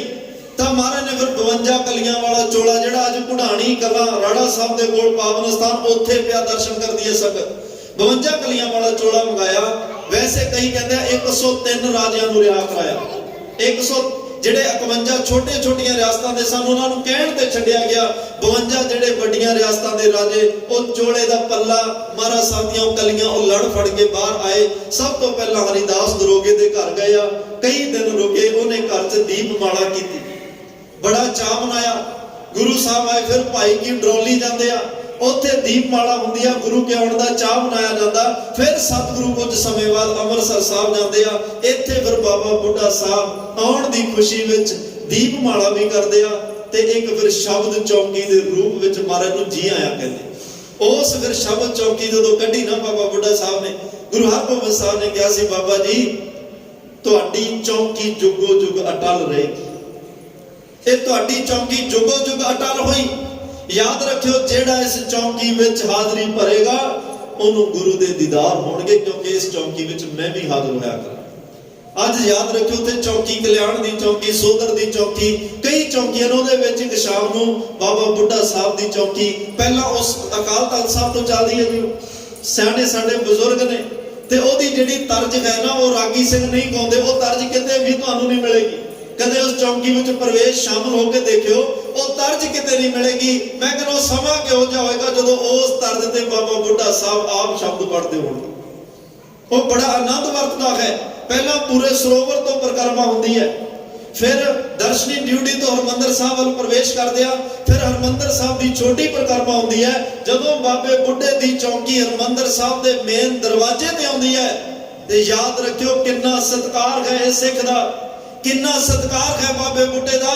ਜਦੋਂ ਬਾਬੇ ਬੁੱਢੇ ਦੀ ਚੌਂਕੀ ਦਰਬਾਰ ਸਾਹਿਬ ਦੇ ਗੇਟ ਤੇ ਦਰਵਾਜ਼ੇ ਤੇ ਆਉਂਦੀ, ਅੰਦਰ ਕੀਰਤਨ ਬੰਦ ਹੋ ਜਾਂਦਾ। ਉਸ ਵੇਲੇ ਕੀਰਤਨ ਬੰਦ ਹੋ ਜਾਂਦਾ ਹੈ। ਉਸ ਸ਼ਬਦ ਚੌਂਕੀ ਦਾ ਕੀਰਤਨ ਫਿਰ ਅਰਦਾਸ ਕਰਦੇ ਆ, ਸਮਾਪਤੀ ਕਰਦੇ ਆ। ਉਹ ਚੌਂਕੀ ਜੁਗੋ ਜੁਗ ਅਟਲ ਹੋ ਗਈ, ਜਿਹੜੀਆਂ ਚੌਂਕੀਆਂ ਦੇ ਰੂਪ ਚ ਕਿਸੇ ਵੇਲੇ ਬਾਬਾ ਬੁੱਢਾ ਸਾਹਿਬ ਗਵਾਲੀਅਰ ਮਹਾਰਾਜ ਦੇ ਦਰਸ਼ਨ ਕਰਨ ਵਾਸਤੇ ਜਾਂਦੇ ਸਨ। ਸੋ ਇਸ ਲਈ ਅੱਜ ਉਹ ਦਿਨ ਤੇ ਇਹ ਹੌਲੀ ਹੌਲੀ ਮਹਾਰਾਜ ਪੰਥ ਨੇ ਇਹ ਜਿਹੜਾ ਨਿਰਣਾ ਕੀਤਾ ਕਿ ਇਹ ਦੀਵਾਲੀ ਦੇ ਦਿਨ ਤੇ ਅਸੀਂ ਬੰਦੀ ਛੋੜ ਦਿਵਸ ਮਨਾਵਾਂਗੇ। ਮਹੰਤਾਂ ਵੇਲੇ ਫਿਰ ਇਹ ਜਿਹੜੀ ਦੀਪਮਾਲਾ ਨੂੰ ਜ਼ਿਆਦਾ ਉਭਾਰਿਆ ਗਿਆ। ਸਰਬੱਤ ਖਾਲਸੇ ਬੰਦ ਕਰ, ਦੀਵਾਲੀ ਵੇਲੇ ਸਰਬੱਤ ਖਾਲਸਾ ਕਰਕੇ ਨਾ ਕੌਮ ਵਿਚਾਰਾ ਕਰਦੀ ਸੀ। ਮਹੰਤਾਂ ਨੇ ਸਰਬੱਤ ਖਾਲਸੇ ਬੰਦ ਕਰਕੇ ਕੱਲੀ ਦੀਪਮਾਲਾ ਤੇ ਜ਼ੋਰ ਦੇ ਦਿੱਤਾ ਵੀ ਸਿੱਖ ਕੋਈ ਉਸਾਰੂ ਫੈਸਲਾ ਨਾ ਲੈ ਸਕਣ, ਕੋਈ ਗੁਰਮਤਾ ਨਾ ਕਰ ਸਕਣ, ਸਿਰਫ ਪਟਾਕੇ ਵਜਾ ਕੇ ਦੀਪਮਾਲਾ ਕਰਕੇ ਤੁਰ ਜਾਣ ਤਾਂ ਕਿ ਕੋਈ ਇੱਥੋਂ ਰੱਬੀ ਗੁਣ ਨਾ ਲੈ ਕੇ ਜਾ ਸਕੇ। ਇਹ ਉਹਨਾਂ ਦੇ ਸਮਿਆਂ ਵਿੱਚ ਇਹ ਸਾਡੇ ਨਾਲ ਹੋਇਆ। ਤੇ ਮਹਾਰਾਜ ਸਾਹਿਬ ਕਹਿੰਦੇ ਇਸ ਦਿਨ ਤੇ ਦੀਵਾ ਬਾਲ, ਇਸ ਦੀਵੇ ਦੇ ਨਾਲ ਭਾਈ ਤੇਰੇ ਅੰਦਰ ਦੀ ਜਨਮਾਂ ਜਨਮਾਂ ਦੀ ਜਿਹੜੀ ਆ ਉਹ ਮੈਲ ਕੱਟੀ ਜਾਏਗੀ। ਜਨਮਾਂ ਜਨਮਾਂ ਦੇ ਤੇਰੇ ਜਿਹੜੇ ਅੰਦਰ ਇਹ ਲੱਗੇ ਹੋਏ ਨੇ ਕਈ ਤਰ੍ਹਾਂ ਦੇ ਵਿਕਾਰ ਨੇ, ਕਈ ਤਰ੍ਹਾਂ ਦੀ ਮੈਲ, ਉਹ ਸਾਰੀ ਕੱਟੀ ਜਾਏਗੀ। ਇੱਕ ਭਾਈ ਗੁਰਦਾਸ ਸਾਹਿਬ ਦਾ ਬਚਨ ਕਹਿ ਕੇ ਸਮਾਪਤੀ ਕਰਨ ਲੱਗਿਆ। ਇਸ ਪੌੜੀ ਨੂੰ ਅੱਜ ਦੇ ਦਿਨ ਹਰਿਮੰਦਰ ਸਾਹਿਬ ਤੋਂ ਲੈ ਕੇ ਸਾਰੀਆਂ ਜਗ੍ਹਾ ਤੇ ਗਾਇਆ ਜਾਣਾ। ਦੀਵਾਲੀ ਕੀ ਰਾਤ ਦੀਵੇ ਬਾਲੀਆਂ, ਤਾਰੇ ਜਾਤ ਸਨਾਤ ਅੰਬਰ ਭਾਲੀਆਂ, ਫੁੱਲਾਂ ਦੀ ਬਾਗਾਤ ਚੁਣ ਚੁਣ ਚਾਲੀਆਂ, ਤੀਰਥ ਜਾਤੀ ਜਾਤ ਨੈਣ ਨਿਹਾਲੀਆਂ, ਹਰ ਚਤੌਰੀ ਝਾਤ ਵਸਾਇਓ ਚਾਲੀਆਂ, ਗੁਰਮੁਖ ਸੁਖ ਫਲ ਦਾਤ ਸ਼ਬਦ ਸੰਭਾਲੀਆਂ। ਆਖਰੀ ਪੰਕਤੀ ਤੋਂ ਜੇ ਸ਼ੁਰੂ ਕਰੀਏ, ਭਾਈ ਗੁਰਦਾਸ ਸਾਹਿਬ ਕਹਿੰਦੇ ਆ ਵੀ ਜਿਹੜੇ ਗੁਰਮੁਖਾਂ ਨੇ ਸ਼ਬਦ ਨੂੰ ਸੰਭਾਲ ਲਿਆ, ਸ਼ਬਦ ਨੂੰ ਵਸਾ ਲਿਆ, ਜਿਹੜੇ ਸ਼ਬਦ ਨਾਲ ਜੁੜ ਗਏ, ਉਹਨਾਂ ਲਈ ਤਾਂ ਸਾਰੇ ਦੁਨੀਆ ਦੇ ਪਦਾਰਥ ਦੀਵਾਲੀ ਦੀ ਰਾਤ ਦੇ ਦੀਵਿਆਂ ਦੀ ਤਰ੍ਹਾਂ ਨੇ। ਦੀਵੇ ਮਿੰਟ ਕ ਜਗੇ ਫਿਰ ਹਨੇਰਾ। ਉਹ ਕਹਿੰਦੇ ਆ ਪਦਾਰਥ ਤਾਂ ਦੀਵਾਲੀ ਦੇ ਦੀਵਿਆਂ ਵਰਗਿਆ, ਕੁਝ ਕੁ ਸਮਾਂ ਆਨੰਦ ਆਇਆ ਤੇ ਫਿਰ ਦੇਖਦਿਆਂ ਦੇਖਦਿਆਂ ਬਿਖਰ ਗਏ। ਉਹਨਾਂ ਲਈ ਤਾਂ ਭਾਈ ਇਹ ਸੰਸਾਰ ਦੇ ਪਦਾਰਥ ਆ ਜਿਹੜੇ ਅੰਬਰ 'ਚ ਤਾਰੇ ਨੇ, ਇਹ ਤਾਰਿਆਂ ਦੀ ਤਰ੍ਹਾਂ ਜਿਹੜੇ ਕੁਝ